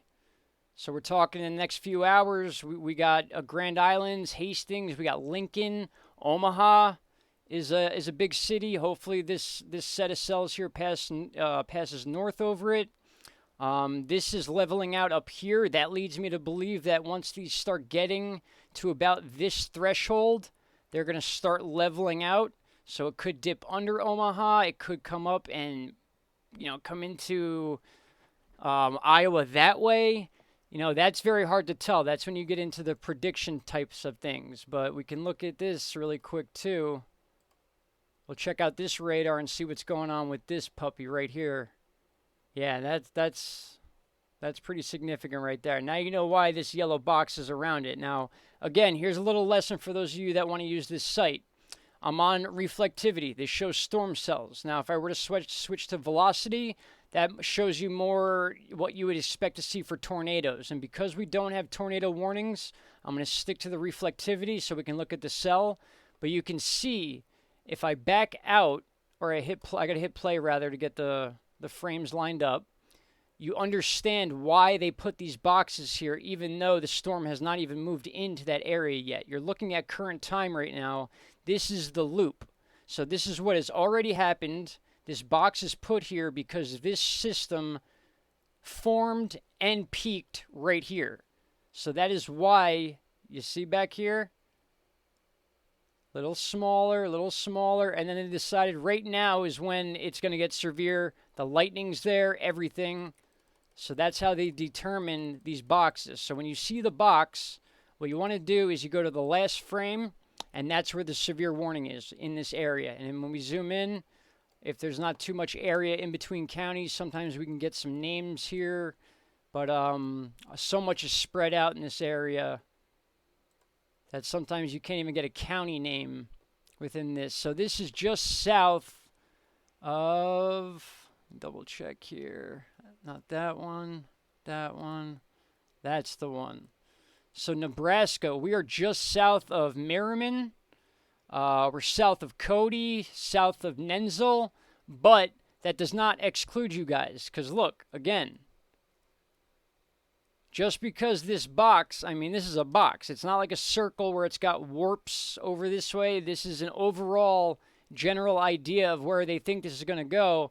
And based off of these frames right here, you know, you click on this, they're expecting the cell to move this way. You know, these cell lines were here before the box was put there, but you watch these frames, what are those frames showing you? I mean, you follow this down, this thing's moving in a diagonal direction like this. I mean, yes, once we get to this frame and on, it might start leveling out like we said. These winds are going to start pushing more west to east as opposed to the southern part of Nebraska where it's still moving up. That's where jet stream and high pressure systems come in. They force these storm cells downwards. So hopefully Minnesota's done with their tornado warnings for today. I'm surprised I even missed that. And some of these might, like that amount of lightning right there. And I wish there was a hail chart on this. There is something that gives you an idea of what to expect with hail. But I would not be surprised to see a red box pop up, and that would be our tornado warning. So as of right now, guys, we got 3 severe thunderstorm warnings. That includes Kansas and Nebraska. Those are the 2 states with confirmed severe weather watches. Local news may put severe weather watches in your area, which I would listen to. Do not ignore those by any means. AZ Ghost Dancer, you saw the picture I posted, right?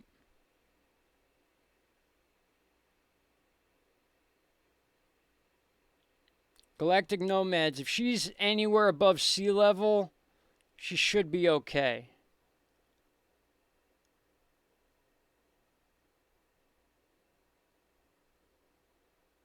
Possible tornado. Yeah, let me check. We'll go Tornado HQ again. And we'll go over a couple more things, then I'll cut this short, and we'll either start another stream or I'll do a video. It's up to you guys. If you guys have stuff you really want to know about, write some questions, but tag them to me. Write in at Into Thin Air News and type in your question. This way I can go back and I can read them. This way I can see my name next to it, and it just makes it easier to, you know, get the question because I see my name next to it. That's what I was trying to say. Sorry. Norway tracking. As I've been saying, definitely enjoy this tropical silence because in September you're going to have, what, 5 storms? Yeah. Oh, dude. If it's so true, man. I'm telling you, people are like, this season's over. There's nothing going to happen. And then, yeah, we're going to have 5 different letters going in the ocean, and we're going to be explaining why they're out of order again, like we did last year. And people are going to start all of a sudden caring again about hurricanes. That's how it works. Yeah, I feel you, Salvis. Hopefully not, but that's what happens, man.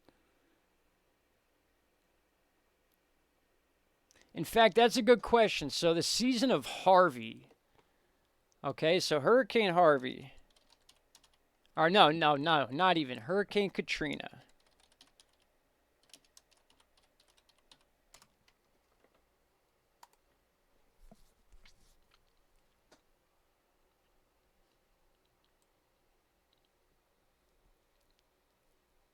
175 miles per hour were the highest winds, but that wasn't at landfall.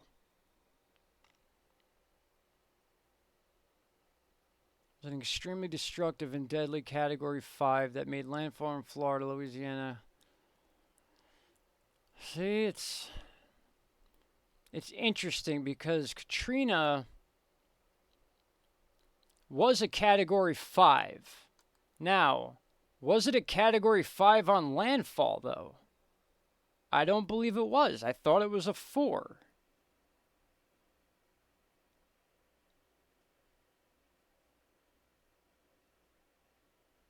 I mean, I know it hit Category 5 wind speeds. I mean, 175 is Category 5. But as of right now, the stats go, the only 2 Category 5s to hit the United States since 1992 were Hurricane Andrew and Hurricane Michael of last year. And they're basically explaining Katrina as a Category 5 storm, but they're not throwing in the part where it says it hit as a Cat 4 or a Cat, maybe, never mind, I spoke too soon. The storm strengthened into a Category 5 over the warm waters of the Gulf of Mexico. That's what we just talked about. The Gulf of Mexico could absolutely produce a Category 5 hurricane right now if the storm stays in the water. Those temperatures are absolutely perfect, but weakened before its second landfall as a Category 3. Because Katrina hit,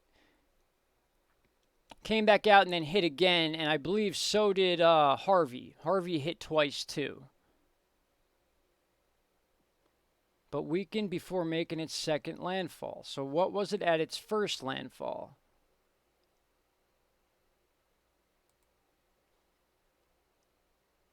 Okay, so it made landfall at Hallandale Beach and Aventura on August 25th. After very briefly weakening again to a tropical storm, Katrina emerged into the Gulf. Okay, so that was what happened. So Katrina hit as basically a tropical storm, came back out, recycled all that water. Meanwhile, it was flooding the whole time. Just because the hurricane pulled back out, it was still inside the Gulf, churning water and just completely flooding every part of Louisiana. That's why this was so bad. And even though it was a Category 5 as far as wind speeds during its approach to the U.S., it hit as a Category 3, but it was a double hit. So that's why I always talk about these counterclockwise spinning hurricanes. When they're half on land, half off, that's the worst case scenario because you have half of this thing using fuel of the water to continue to dump on land, and it doesn't weaken because if it doesn't move, it's half on land, half off land. It's refueling in this section, dumping the water here, and then refueling again, and that's sort of what Harvey did. Harvey hit, came back, and then hit again, and basically did the same thing to Houston as Katrina did to Louisiana. It was a double hit, but did not hit as a Category 5. So we got to be careful with when you're reading this text. You know, a lot of people say, well, Katrina was a Cat 5. This one was a Cat 5. You got to understand landfall Cat 5s are the rare thing. Cat 5 hurricanes, we had plenty of those in 2017. I lost count. What did we do? We had 5 of them, 6, and then 10 named storms in a row. And then 2018, you know, it was pretty much a semi-quiet season, and they waited 6 months after the season was over to tell us that Hurricane Michael was a Category 5. You know, so, but, you know, Norway Tracking, a bunch of other sites, myself, we all said that was a Category 5 storm even before it hit land. I'm going to read this to you now because Norway Tracking, he gets a lot of this stuff right. I'm calling this, guys, we will be a huge Caribbean storm that will move into the Gulf and cause immense damage. That's a very likely scenario for 2019. Hurricane Dennis and Ivan are good comparisons. Very good point. Dennis and the letter I, a little bit earlier in the alphabet, and that's when we do see those storms come out of the Caribbean. And we also, towards the end of the season, we tend to see those storms come out of the Caribbean because the water's still warm, and we lose that the west coast of Africa flow, because that begins to calm down depending on sand situations. Again, the Sahara sand can either help strengthen, depending on the size of the particles of the sand. The smaller they are, they're known to actually strengthen hurricanes, and the bigger they are, they're known to weaken. So again, that plays a factor too, and we touched on that last year a little bit. Excuse me, guys. Sorry about that. On a basic question, year by year changes its name from masculine to feminine. I'm going to take the fifth on that one. I just saw a video. This kid got suspended from school for saying there was only 2 genders, I believe the article said.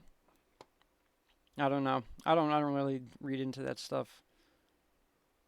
So Gulf, stay alert. Many agencies predict a huge hurricane for you this season. Yeah, you know what? I would even avoid the listening to the agencies. I mean, like I said, Norway, if we can get enough people to get on these websites and look themselves and just, you know, it's a lot of repeat and watching stuff and you know, muscle memory in your brain, but you start to see these things happen before they happen. You know, and again, I'm not a big predicting guy. I mean, I have my hunches and stuff. I'll throw them out there here and there. But again, I'm not, you know, the last thing I want to do is put people in a position where, oh my God, you got to prepare right now and, you know, spend all this money and, you know, do this and do that and then have nothing happen and then feel responsible for it. You know, but at the same time, I don't want to wait till a point where it's like, okay, you have, you know, less than 24 hours to pack your family, get supplies, and move. You know what I mean? It's very touchy. It's very hard to decide what to tell people, and that's why these charts, I use them constantly to show you where I'm getting my ideas from, and you know, to compare to what they're saying. So it's not like I'm just coming up with this stuff out of my head. I do use public websites to then add to what I believe is going to happen, and we come up with a solution. And again, guys, as of right now, more times than not, we've been right. We've been right here. So the repetitiveness, not many people like it, but it works and it helps. Get rid of some of these tabs so I don't get confused. You guys might not, but I will. Really quick, again, to answer your question about the temperatures in the water right now. I mean, look at this. The Keys, it's 90 degrees. The water's 90 degrees. A constant 85 to 84 average in the middle of the Gulf, 84, 85 right at the coast of Texas. You can assume the same right around this area. We got 88 in the almost, they're calling the soon-to-be dead zone of Florida. And then you could see up the East Coast, we still have, you know, significant 80s water, and then you see it taper into the 70s as you get to the Northeast. Again, that is why the Northeast is not known for big hurricanes, but things are changing, guys. I mean, Sandy. You know, I know that was a long time ago, but it happened. So these things happen. And I had a video out there that went viral for the wrong reasons. You know, I wish I hadn't approached it the way I did, but there was a time where it showed Hurricane Irma literally hitting New York City on 9/11. And I'm not kidding. It's in the video. It's on a chart. It's not made up. It's not me saying it's going to happen. You watch this thing throughout the month of September, and on 9/11, the eye wall hits New York City. And I made a video about it. It went viral. And then Irma ended up staying shallow, and we just explained Irma. Irma had nothing to do with the Northeast. So that's where I was wrong. But at the same time, you know, you live and you learn. That's why you don't look 10 days into the future with hurricanes and expect them to go there. Thank you, Galactic Nomads. Appreciate that. Or are there years in which the name of hurricanes in the same gender continue repeated? Oh, I see what you're saying. Okay, so I guess a lot of things play a part in that. You can actually go to Wikipedia and you could type in hurricane names, and they actually go about 4 to 5 years ahead of time, and they name the hurricanes. Now, the only adjustments they'll make is if in a specific season a hurricane gets retired. Then they have to change that name. But you'll notice, I'll type this in right now. It's actually pretty interesting.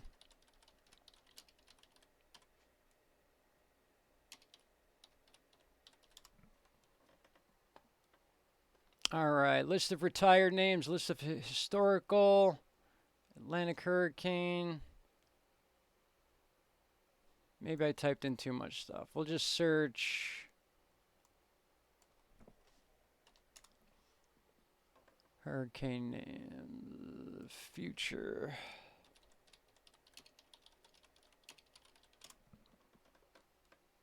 Oh, my caps lock. Ask for it to be created. You know what? I have this chart anyway, so I'm just going to open it. I have this saved, so we'll just look at it that way. Desktop, what do we got? Where's Hurricane 2019? There we go. All right, here's the list. So as of 2017, look, they had the names already picked out for 2022. So this is how this works. Very rare do they have the letters Z or Q because they're just not, there's not many names you can pick from there. But here's the deal. So let's say we look at 2017. We had Arlene, Brett, Cindy, Don, Emily, Franklin, Gert, Harvey. Okay, so 2017 was Harvey. Harvey was then retired. If you had looked at this list in 2016, Harvey was the name every other year on this list. But because it's now retired, they had to replace it with different letters with the name H. Again, you look at Irma in 2017. When I had this chart in 2016, you had Irma here, you had Irma here, you had Irma here. So Irma was a name that they had planned on using over and over again until they get retired. And you could see that with, let me find an example where they're repeating names. They do it a lot with the Pacific. Gordon, I believe, was retired. Chris, Cindy, Bill, Bonnie, Martin, Barry. Barry's this year. Certainly not getting retired. I guarantee in 2023, Barry will be a 2023 B name for the Atlantic hurricane season. All right, let me show you the Atlantic chart, or the Pacific chart, as far as reusing names. So look at this. So because the name Zelda has never been retired, in 2017, had we made it to letter Z, it would have been called Zelda. Then the next year, 2018, it's Zeke. And then the next year, 2019, it's back to Zelda. The only way that this would have changed is if Zelda became a hurricane big enough to be retired, then they would remove it after every other year. So they use the same names every other year until they have to be replaced. So that's why they have, a 5-year chart of hurricane names. They look into the future, and it's weird. They only do it for certain letters. It's the ones that are rare. You'll see Xavier here, Xavier here, Xavier here. They skip every other year. So it goes Xena, Xavier, Xena, Xavier, Xena, Xavier. Now, if one of these were to ever be retired, they would have to find another letter X to replace that. So it's not like they're picking out all these crazy names. They're just, eventually we're going to, especially the middle of the season, like, these letters are always interesting when you get into G and H, I, J, K, L, M, N, O, P. There's usually no Q, R, S. Those are usually the big name ones, and that's why you usually see that when you look at the Atlantic hurricanes names, those are the ones that always change because those are the ones that tend to get retired. They're usually the biggest right in the middle of the season. Usually A is never retired because it's an either early bloomer, tropical storm, or just reaches a name and then dissipates. So usually A, B, C, and D are not really big deals. I mean, they have been in the past, don't get me wrong, but I'm just trying to give you an idea of what the naming system and why they do it. I mean, it is a good way to keep track of the storms. And if you look back, still to this day, the biggest hurricane, most devastating, is called Labor Day. It was in like the 20s or something like that. Did Michael get retired? Yes, Michael was a Cat 5 that hit land, absolutely retired. You will not see Hurricane Michael ever again on the Atlantic chart. Oh, JB, you're more than welcome, man. I misunderstood your question, so that's my fault. Solvis, that's a good question. Because, yeah, eventually we're going to have to start either making up names or going into names that aren't American. You know what I mean? So, Norway, you got any info on that? Is there a time limit that a hurricane can be retired for? Or is it forever?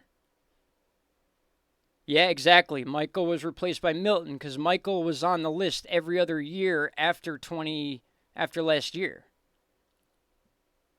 Yeah, okay, yeah. I believe that, Solvis. Chances are, like Norway said, once it's retired, that name is associated with that storm forever, and that's probably, easier for data research. I mean, let's say we had two Michaels, retired in an Atlantic hurricane, and you're trying to look up one and you get them confused with the other. There's plenty of names out there. They could start using like code names like D12. That's where I feel like it's going to go rather than names. I mean, it gets a little personal with names. My uncle, literally, like, not to get into any sort of personal crap, but my uncle Michael died last year, a month before Hurricane Michael hit Florida, which is where he lived. And I don't know. He's the type of guy that if he knew that he was a Category 5 hurricane that hit the state he lived in, he would be the happiest guy ever. Not because of what it did to Florida. Again, same thing I said. We don't wish harm on anyone. Just the excitement of knowing, it's I don't know. It's in our DNA, if that makes sense. But that was a very weird year because I had two relatives last year here on right here, Joyce and Michael. Both an aunt and uncle of mine pass away, and they were both in the same list last year, which was unreal.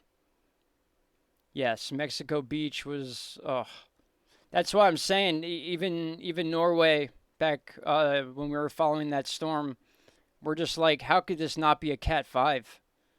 I mean, even the reconnaissance planes that were going through there, the data they were relaying back was Category 5 data, but they would find whatever reason they could to say it was a Cat 4 or a Cat 3 because that thing went from a tropical storm in the Gulf to a Cat 5 like that. It was so quick that it gets into that territory where a lot of other channels get into, and I don't, just because I mean, there's no need for me to do it. You guys can find that info anywhere else. I think it's good to remove the names. I have a family member named Katrina, but the name does not remind me of the hurricane. I do not live in the United States. That makes sense. Yeah, totally makes sense. Yeah, Easy Ghost Dancer. So, Easy Ghost Dancer and Galactic Nomads, they are literally that. They travel, such great people. Caroline and I have become very close with them. Very, very pure, honest, spiritual, just kind-hearted people that those are the type of people you want to surround yourself with. And they're the type of people that will drive through an area of devastation because they want to make sure things are okay. You know what I mean? People do it to get pictures and, exploit things, but they went there to feel energy and positive stuff. You know what I mean? So that's what I'm saying. There's a very fine line between wanting to be a weather forecaster, like, wanting bad weather, or seeming like you get excited over bad weather. I've been questioned about that so many times. Like, people have been straight, like, you seem so excited about hurricanes. You should be praying against them. And, yeah, I guess maybe that's correct in a way. But at the same time, I mean, how else do we learn about this stuff? Like, I no longer trust the TV to tell me what's happening because they're always wrong. I mean, at least for my mom. My mom is she gets affected by storms. She's not exactly, you know, she's getting at towards an age where it scares her. It's a scary thing. It's a scary thing for a lot of people. So she's always asking me about what the weather's going to be like. Is it going to rain today, or is it going to be a storm type of rain, or this or that? And my mom's not the only one like that. There's millions and millions of people in this country that rely on just these overall words and these terms that they don't understand, and they're so quick because they want to like throw in a commercial break or talk about something totally irrelevant when there's something very relevant going on. So that is why I believe over the last 3 years weather channels on YouTube have completely blown up, and I think it's a good thing. I mean, as long as it's understood the right way. There are channels out there that just try to exaggerate everything to the point where it's like every day the world's going to end. So it does, get confusing sometimes. You can get, caught off guard. That's why it's good just to find, something you trust, based on the history of their channel, their personality, stuff like that, people you can relate to. That's why I just explained Galactic Nomads and AZ Ghost Watcher. Like, these are people I met online. We've never met face to face, but we share the same qualities and concerns about other people. You know what I mean? That's why I'm looking at this right now. This is nowhere near where I live whatsoever, but this is getting pretty serious right here. So if there's anyone in Kansas, Nebraska, we're seeing these severe storms popping up now more and more. And we said that. We said it was going to happen. As they move into these warmer areas, that once they pass the Denver, Colorado, and the mountains, everything kind of just peaks right in this area. It's just like, it's a rule of thumb almost right now. And that's one of the changes we've seen. It hasn't always been that way. And our jet stream has a lot to blame with that. The jet stream is messing with things a lot, but in turn, the jet stream is messed up because of other things. It could be the shift in the poles. It could be, it's a lot of things, and that's why I keep going back to Earth changes or cycles that we have just not seen yet. Different energy, ley lines, things like that. Like I'm into all that stuff, guys, all of it. You can't study weather and just, be ignorant to that stuff. I may not talk about it a lot, but it plays into, what I explain in my broadcasts. I take that into consideration, which is why I tell certain places to watch more than other places. But at the same time, I like to teach so you guys can do this on your own. Just like I don't want you to have to rely on TV, I don't want you to have to rely on me to, tell you when there's something coming your way. But I mean, we've watched this chart loop about 10 times right now, and I'm sure some of you, just by watching this chart, you can tell where this system's going to go next. And that right there is more information for you to know, and the next time you see something like this, you have a better idea of what you think might happen. So like if there's calling so severe weather in this area right now, if I were doing a report for this area specifically, I would say Holdridge, Arapahoe already got hit, probably still in the midst of it. Aima, Orleans, Huntley. These are all counties that come after this severe warning, but that doesn't mean that this severe warning is going to end right here. It only means it might just shift over here. So we're talking Hastings, Grand Island, York, the big city of Lincoln.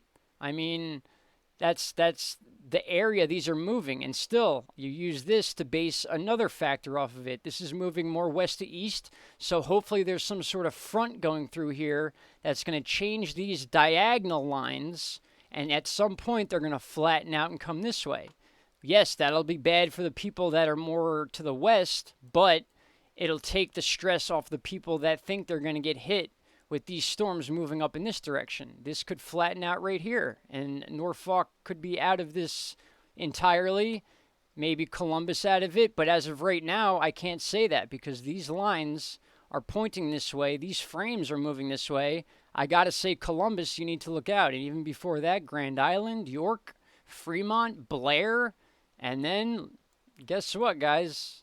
In the next 18 hours, we're over the Mississippi River once again in Iowa. Well, even if it becomes, sorry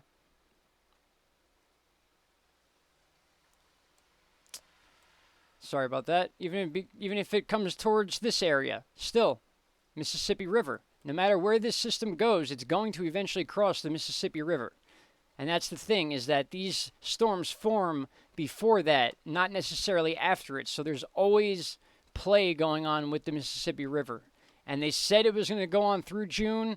We're going into the last week of June, and it's still continuing. So we still have July, August, September, and those few months of October we're used to where it could stay warm and we could see storms.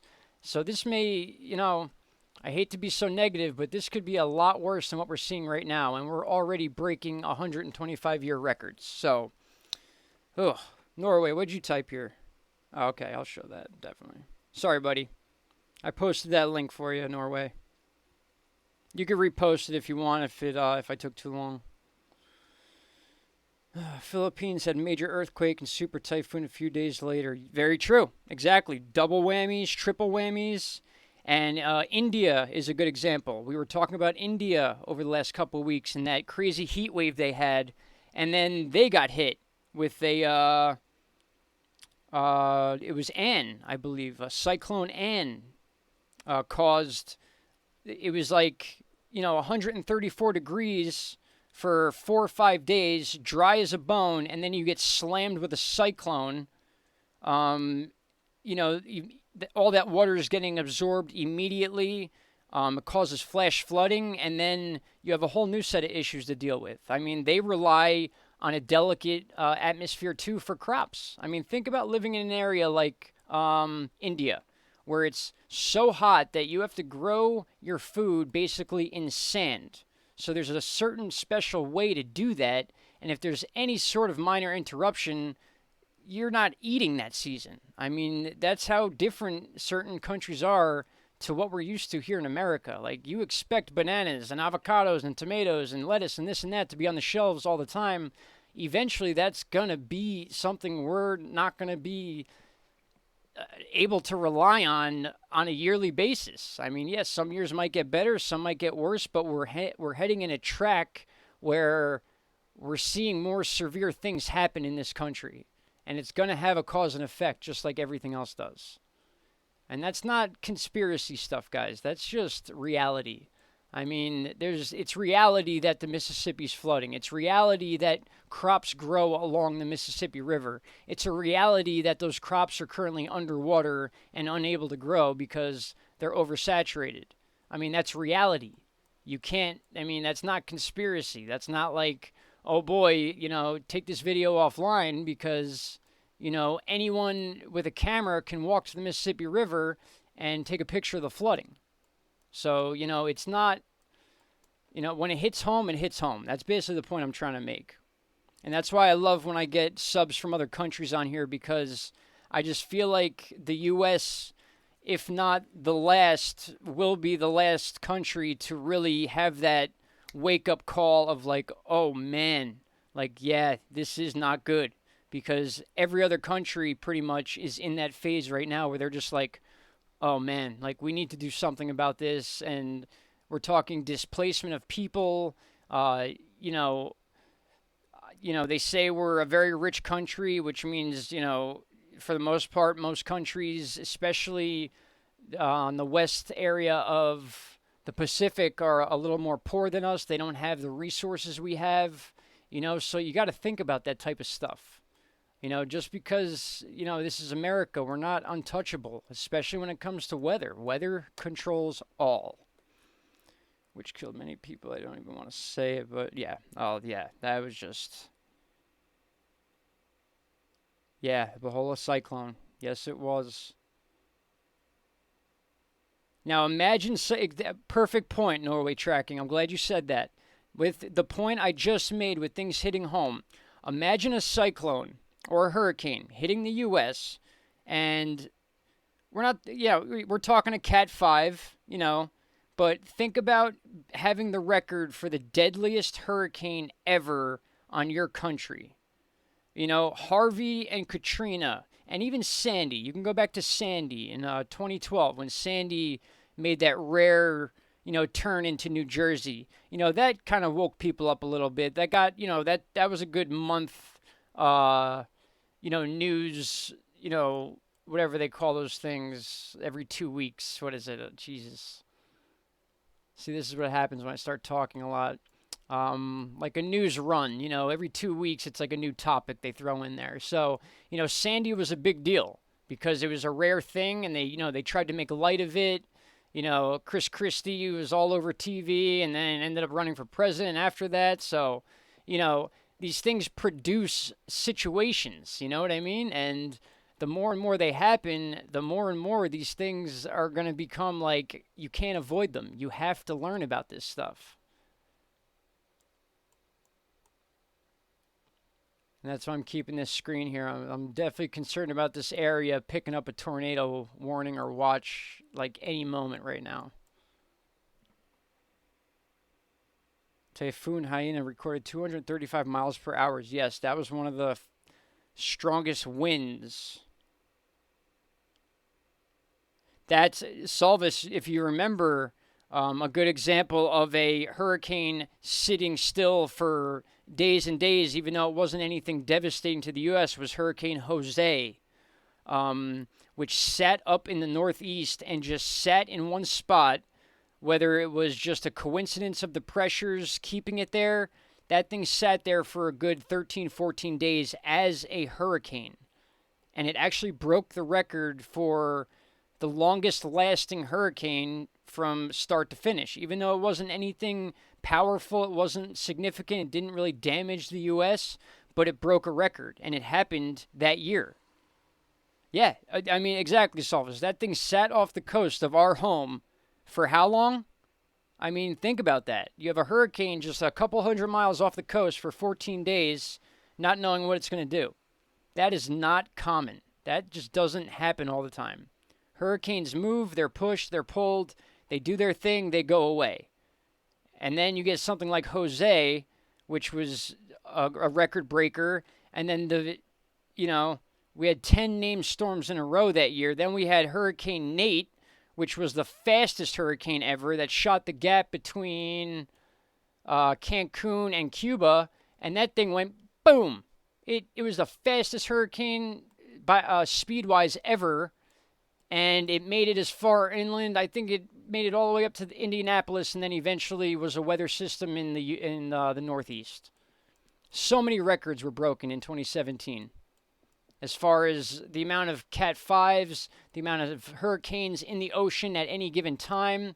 I'll never forget that picture, and one of you brought it up. It was Katia, Irma, Maria, and then, oh my God, there was another. I know there was 4 at one point. I know there was at least those 3, and it was just this picture you looked at, and you're just like, there's no way that picture's real, and it was. It was 3 major hurricanes all heading in the same direction. Nothing like we've ever seen before. And,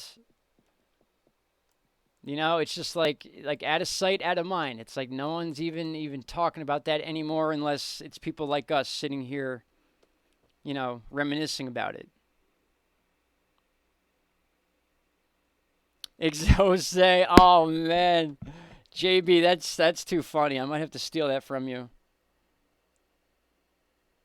I might have to steal that from you and turn that into a joke. Being that Jose didn't, I don't think Jose was the cause of anyone dying. Or please show that link. I put a lot of work into that. All right, bud. I did approve it. If you want to post it again, and I'll approve it right away. Because I didn't see it until after I'd looked down at the chat. Sorry about that, Norway. Deborah, it depends when you're talking about worst. Now, we could be talking worst worldwide. That would include typhoons, cyclones, and hurricanes. Then you got to determine whether or not these hit land or not. Most of the fastest speed wind hurricanes never hit land. So there's there's different stats. It's like strongest hurricane ever hit land, strongest hurricane ever, period, whether it hit land or not. I believe was Labor Day, if I'm not mistaken. or Labor Day is the strongest hurricane that hit land, and has the record still to this day. Oh, okay, so Deborah, you're wondering about a hurricane specific to South Carolina, or are you just curious about Hurricane Hazel in general?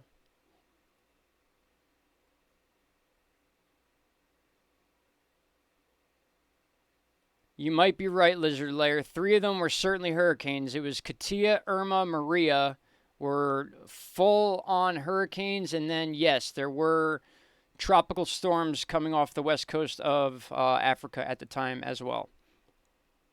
And that was part of that 10 named storms in a row, which broke a record. 10 storms were named and became hurricanes back to back to back 10 times. Never happened before. Yeah, both. Okay. You got it, Deborah. That's why we're here. So let's check it out. All right. So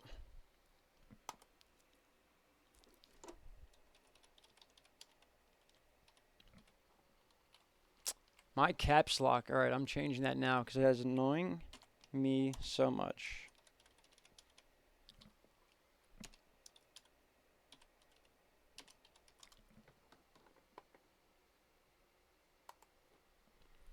$1954. Is this the right Hazel? Let's see. I could tell you right now. It depends. It was a Category 4, and it hit North Carolina. Chances are it got retired, so I'm assuming this is the one you're talking about. 1954?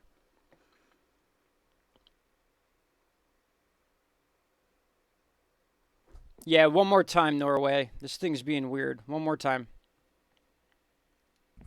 Yeah, Deborah, this was a Cat 4, 1954, and it's the strongest one still to this day to ever hit the North Carolina coast. Yeah, post it, Norway. I'll even, I'm going to add it to the pinned comment once this processes, which is going to take forever, just so you guys know. So you're not going to be able to see this video for quite some time. Might take a few hours, but that's why we're going to end it soon so we can get it up there. And then if I have to, I'll start another live stream so we can cover the rest of the stuff I planned on covering. So yeah, go ahead, Norway, and post that link real quick so I can get it to them. Yeah, if you post it, I can approve it right now.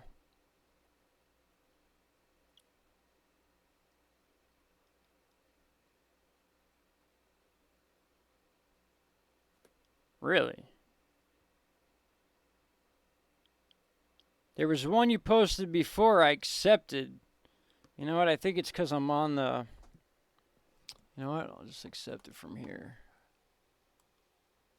Alright, guys. You see this screen here?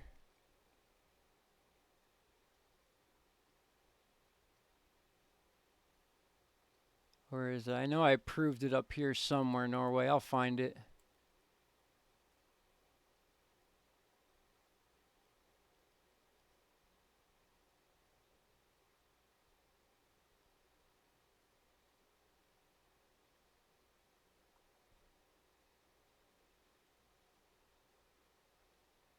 Sorry about the silence, guys, but this is an important link that Norway's trying to post, and for some reason, I got the backup channel is controlling the chat right now, so I'm assuming that's why I didn't post. Oh, wait. Here it is. Is it the Tropical Tidbits one, bud? Let's see. Put dot before com.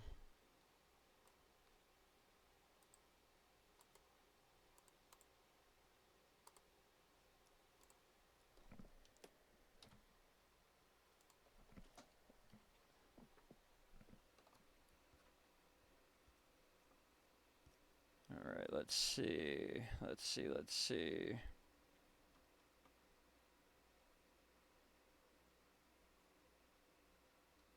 Yeah, that's weird, Noah. You're saying you just posted it, but it's not showing up on the Into Thin Air News feed, which I'm obviously a moderator of the chat. It never popped up. The only link I have is the Tropical Tidbits one where you say to add the dot. It's like a PNG.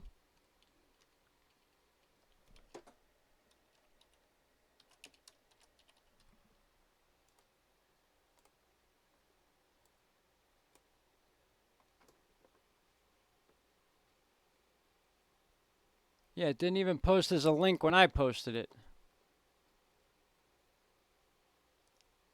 Galactic, I believe so, but I think they're trying to not really talk about it much more because they don't know where the tar is coming from. That's what I heard.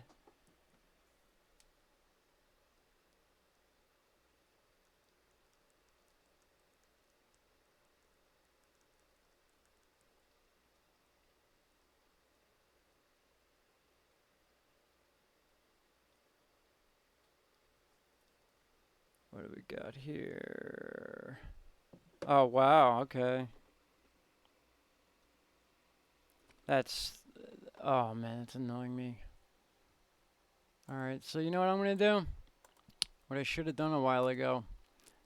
Norway, all I'm saying here, bud, is try to stick to the information we're talking about during live streams. And I know you are involved with a lot of other channels. But you know how that goes. Let's try to keep the promotion of other channels that do what we do to a minimum.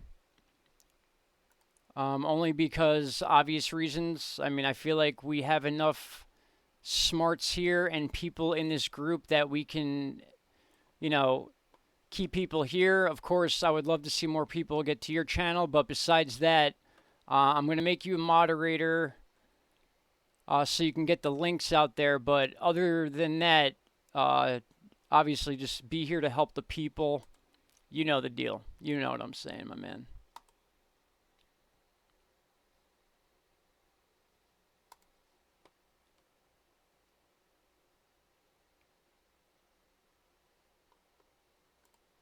In fact, let me just put this on break image for 1 sec, guys, while I just set this up. Sorry about that. This is what happens at Into Thin Air live streams. We cover it all. So it's a place to hang out. It's a place to get lost in your thoughts.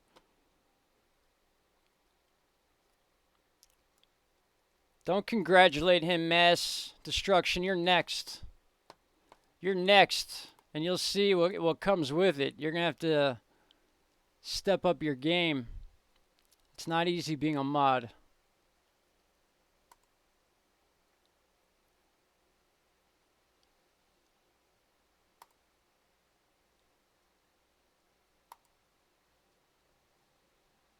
Dun, dun, dun. Here we go. Norway, I'm officially, even though you can't see it, I'm officially doing it.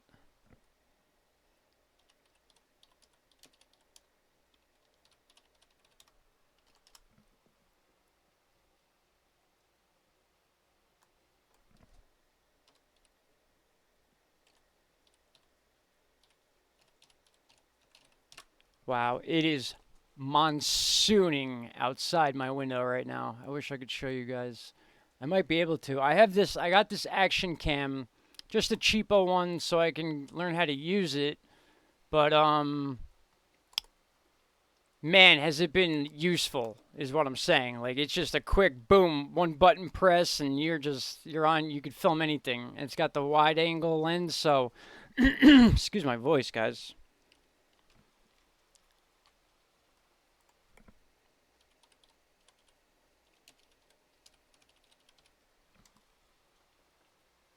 And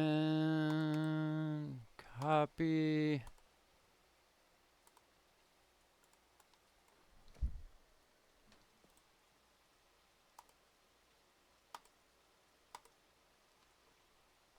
Saved.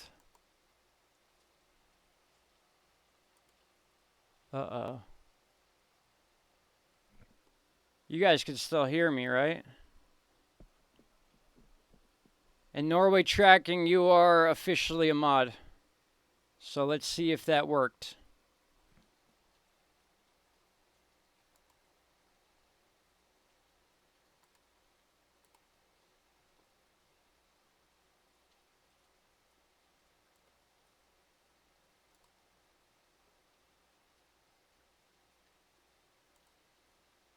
Oh yeah, we are still live. Good.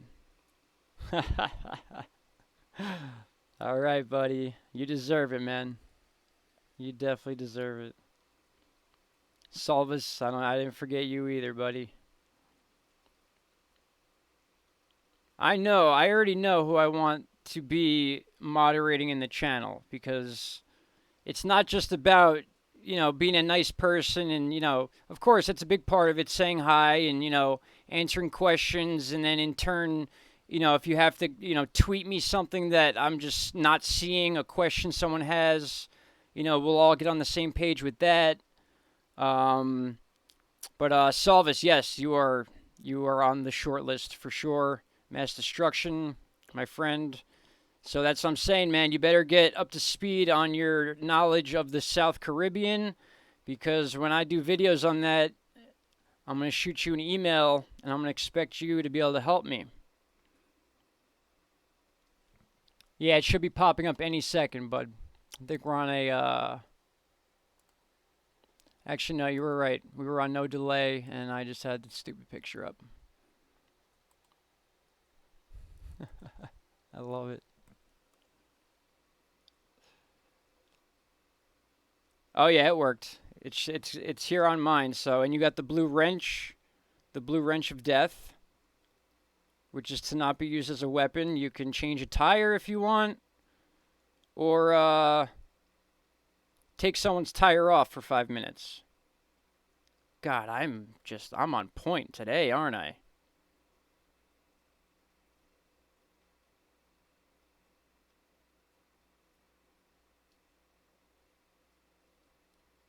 Yeah, mass destruction. Norway's he's a data. He is the data man. Like, he will tell you how many raindrops have hit the ocean in the last 20 years, like that type of stuff. So, good guy to have on your team, for sure. Should be on many teams.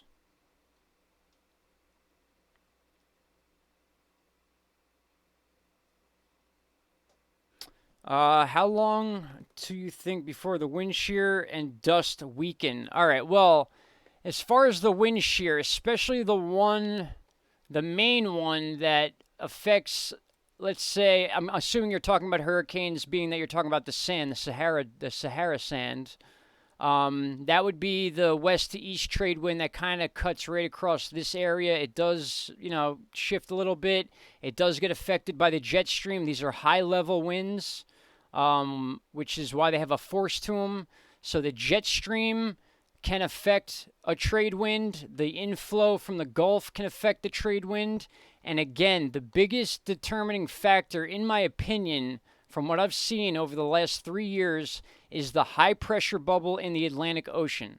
That is what determines where these storms go and where they come from. So if I change this region here, I'll explain it again briefly, and I'll show you what I mean. So, let me just get back to current time. You see this high pressure here. Now, throughout the season, it doesn't get as prominent as this. You'll see as we get further into the summer, it's almost like a constant. You see that high pressure there. You see breaks in it. You'll see too high pressure sometimes. But more times than not, during these months, you have a high pressure bubble. Basically, 3/4 of the Atlantic Ocean is in a high pressure bubble. So you see the high pressure there? This high pressure right here represents all the lines around it. So this high pressure extends into, right now on this frame particularly, this pushes into the west coast of Africa, comes down this way, splits the Leeward Islands, and then you could see it rides underneath Puerto Rico, Dominican Republic, Haiti, and under Cuba. And you notice how we have this storm down here. The reason it's here is because this high pressure won't allow it to go north. If this high pressure line came up this way and then circled like this storm would more than likely be over Dominican Republic and Haiti, because they want to naturally move north according to a theory that the Earth's spin causes low pressure systems to naturally want to go to the North Pole unless otherwise directed by other pressures. And that pressure, which determines whether it's the Gulf or the East Coast of the U.S., gets hit by hurricanes, is the Bermuda Atlantic bubble, which is usually a constant, and it's the make or break thing that determines whether or not it's going to be an East Coast hurricane, or it's going to go into the Gulf, or if it's going to find its way to slip in through the middle and hang out like Jose did. But if you notice, the main trend here is that this high pressure bubble, any sort of moisture or storm or hurricane, circles around it. That is why whenever we get a hurricane, let's just say this is a hurricane. For example, it's not, but let's just say it is. Comes off the West Coast. Boom, we're watching this thing. Category 3, Category 4.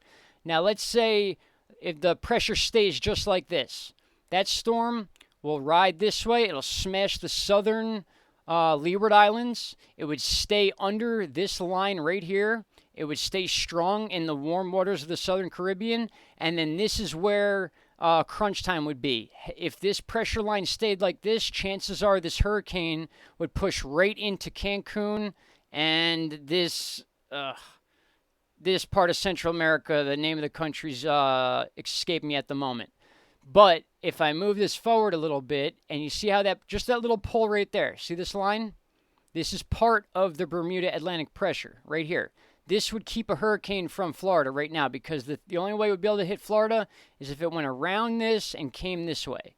Very rarely can these storms penetrate a high-pressure system in the Atlantic Ocean, and you also see it to the north. Once these storms come off the country or they stay along this line, they still follow it. They do not break it.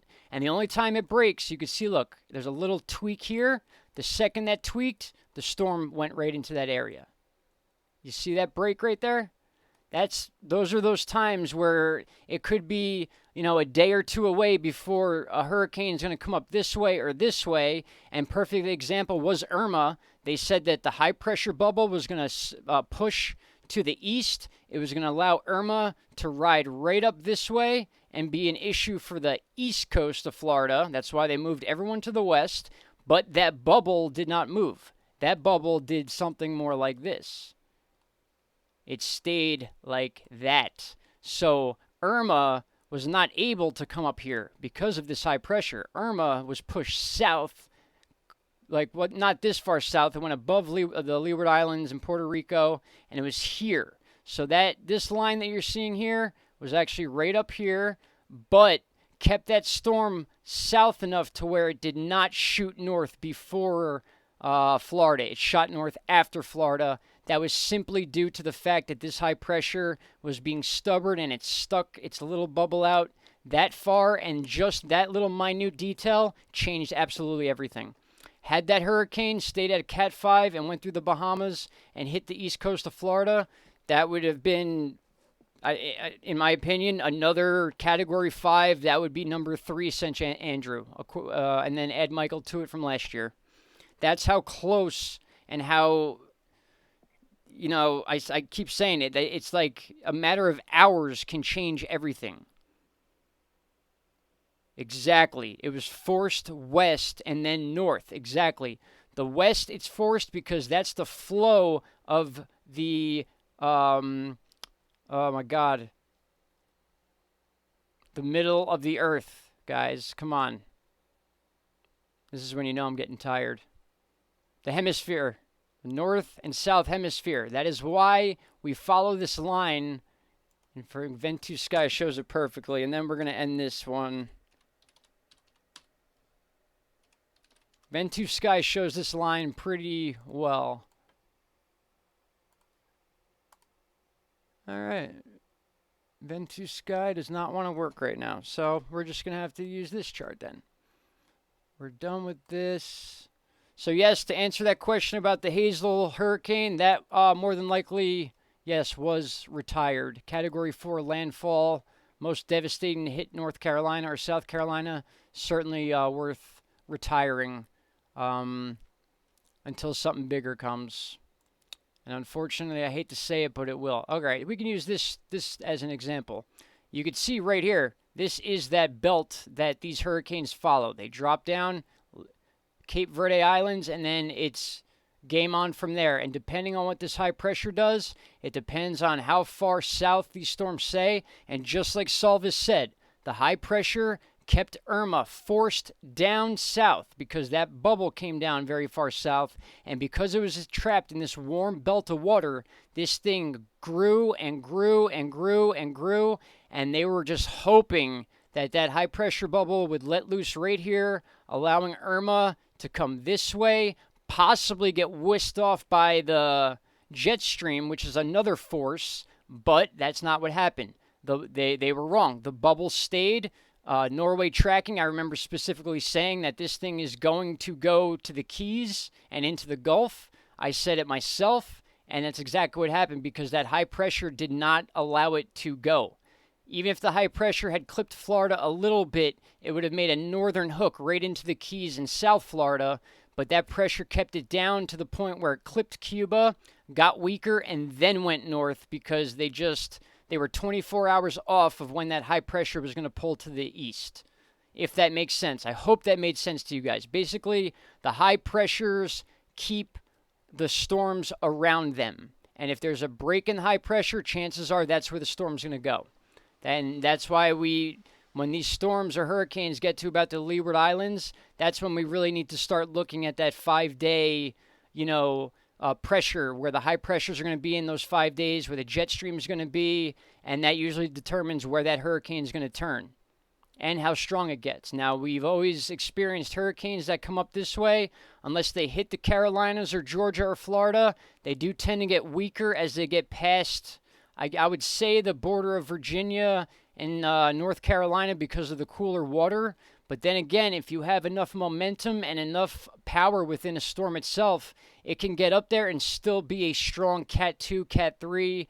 A Category 5 up in this area would be very, very rare. It would be very devastating, especially to the infrastructure of the coasts of these upper states. But that's the overall idea of it, is the Bermuda Atlantic bubble is what controls where these hurricanes go, whether they're in the Gulf or whether they get hung up in these islands. And that's, Florida's a very big factor in that as well, because Florida's thin. So when a hurricane hits the east coast of Florida, you can assume the west coast will be affected too. It's just one of those areas that it's just too small to hide. You would have to go north.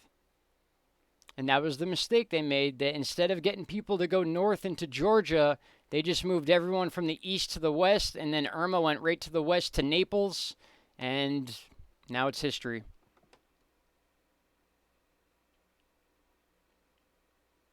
I like that wrench next to you, Norway.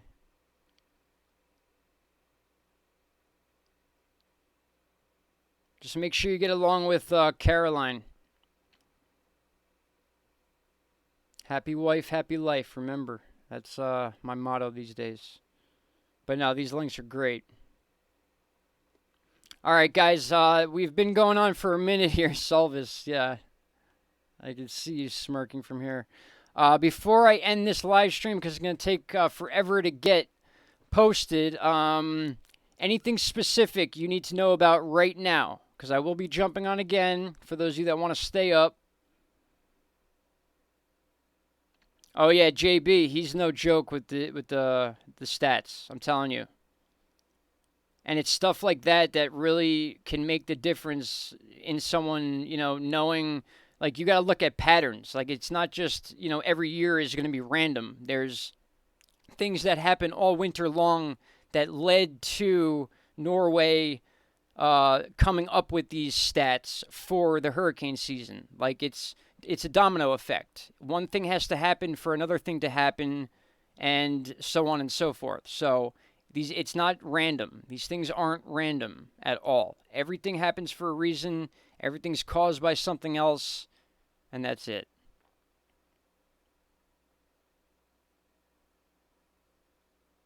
Yeah, and I wish there was more people on YouTube that respected that, man, because And there is. You'll get the people will notice. I mean, when you start tracking data yourself and you have a spreadsheet you could show someone and it's factual and it shows a conclusion, that's research. That is exactly what research is, and that's what they don't show you on TV. All they show you is what they've done or assume is going to happen after the research. What we do and what Norway does is we show you the research. We show you what happened in the past to what leads us to believe what would happen in the future. And if we're wrong, we tell you we're wrong right away, and we tell you what's going to happen next.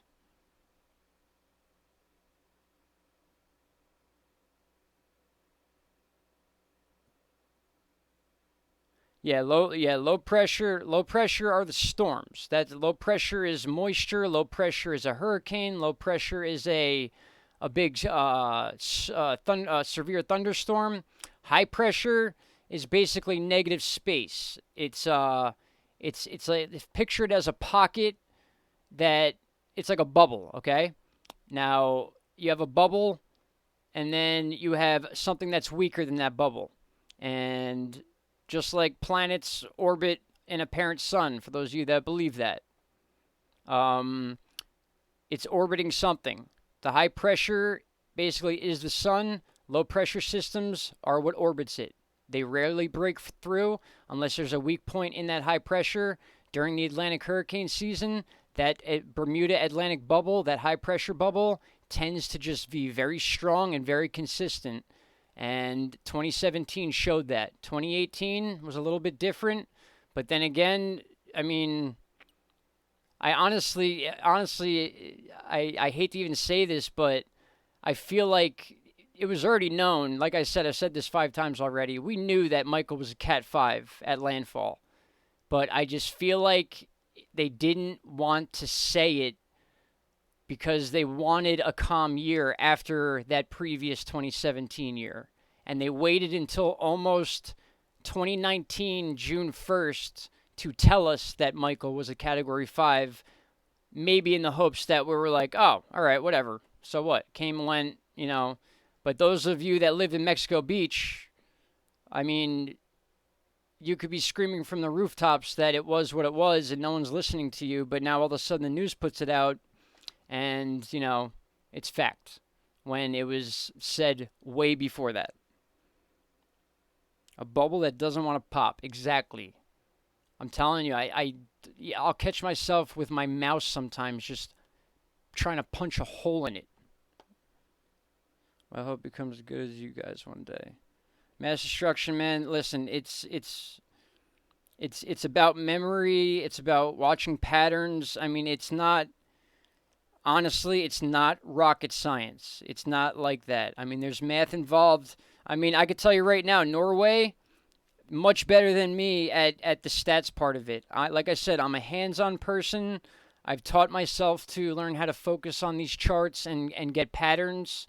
But if you told me to sit down and make a spreadsheet of, average rainfall for a state, in a graphical chart, I would have trouble with that. It would take me a while to do that, but you give that to someone like Norway, and he'll have it for you the next day. You know what I mean?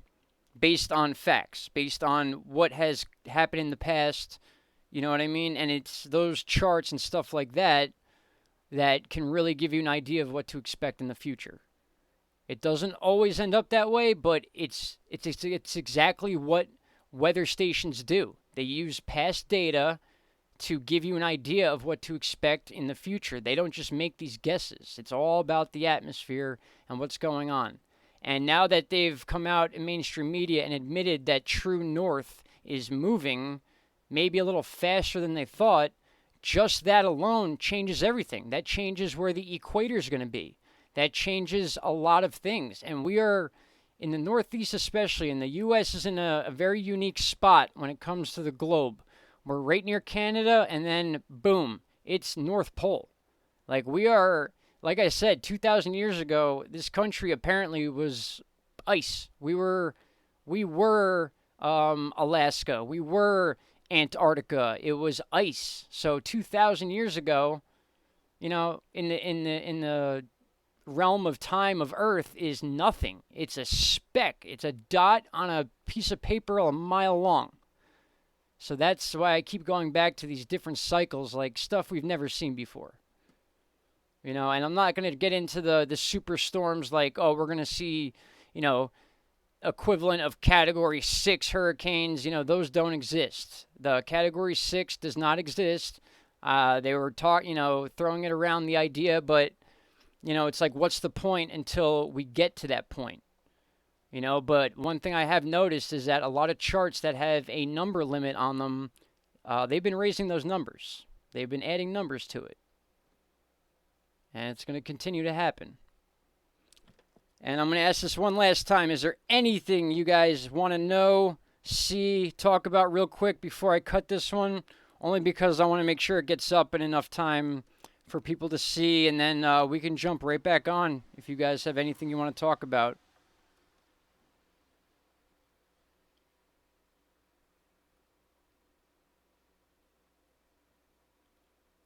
Yeah, Solvis, you want to get into the medical topic? That's shit. That's a whole nother world. Mass destruction. I'm good now. Good. Yeah, you better go study mass destruction. You should be studying right now.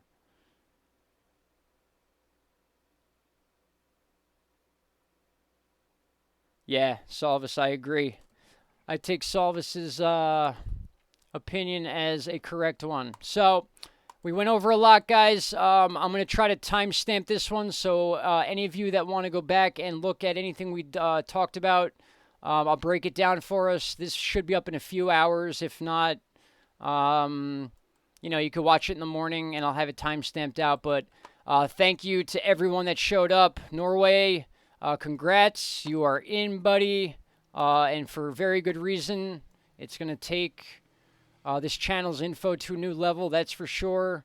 Another person to watch over our awesome subs anyway. It's not like we need anyone kicked out of here. We talked about the fire in Woodbury. That will certainly be a topic. Earthquakes will always be a topic.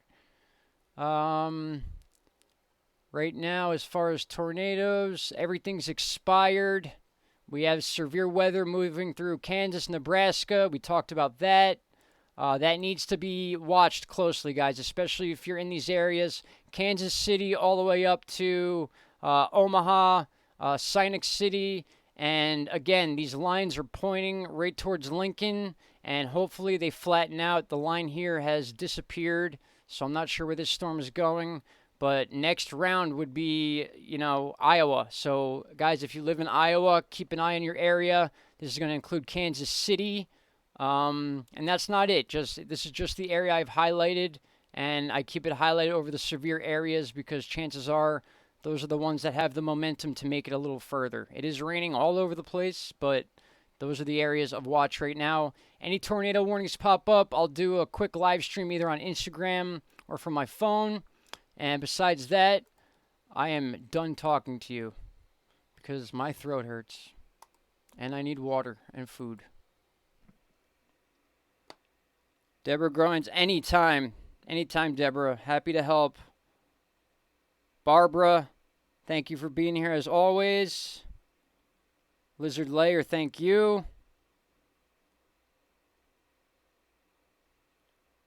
All right, yeah, me and Norway off video here. We'll figure out how we can make sure when people click those links, they get the exact data he's trying to put out.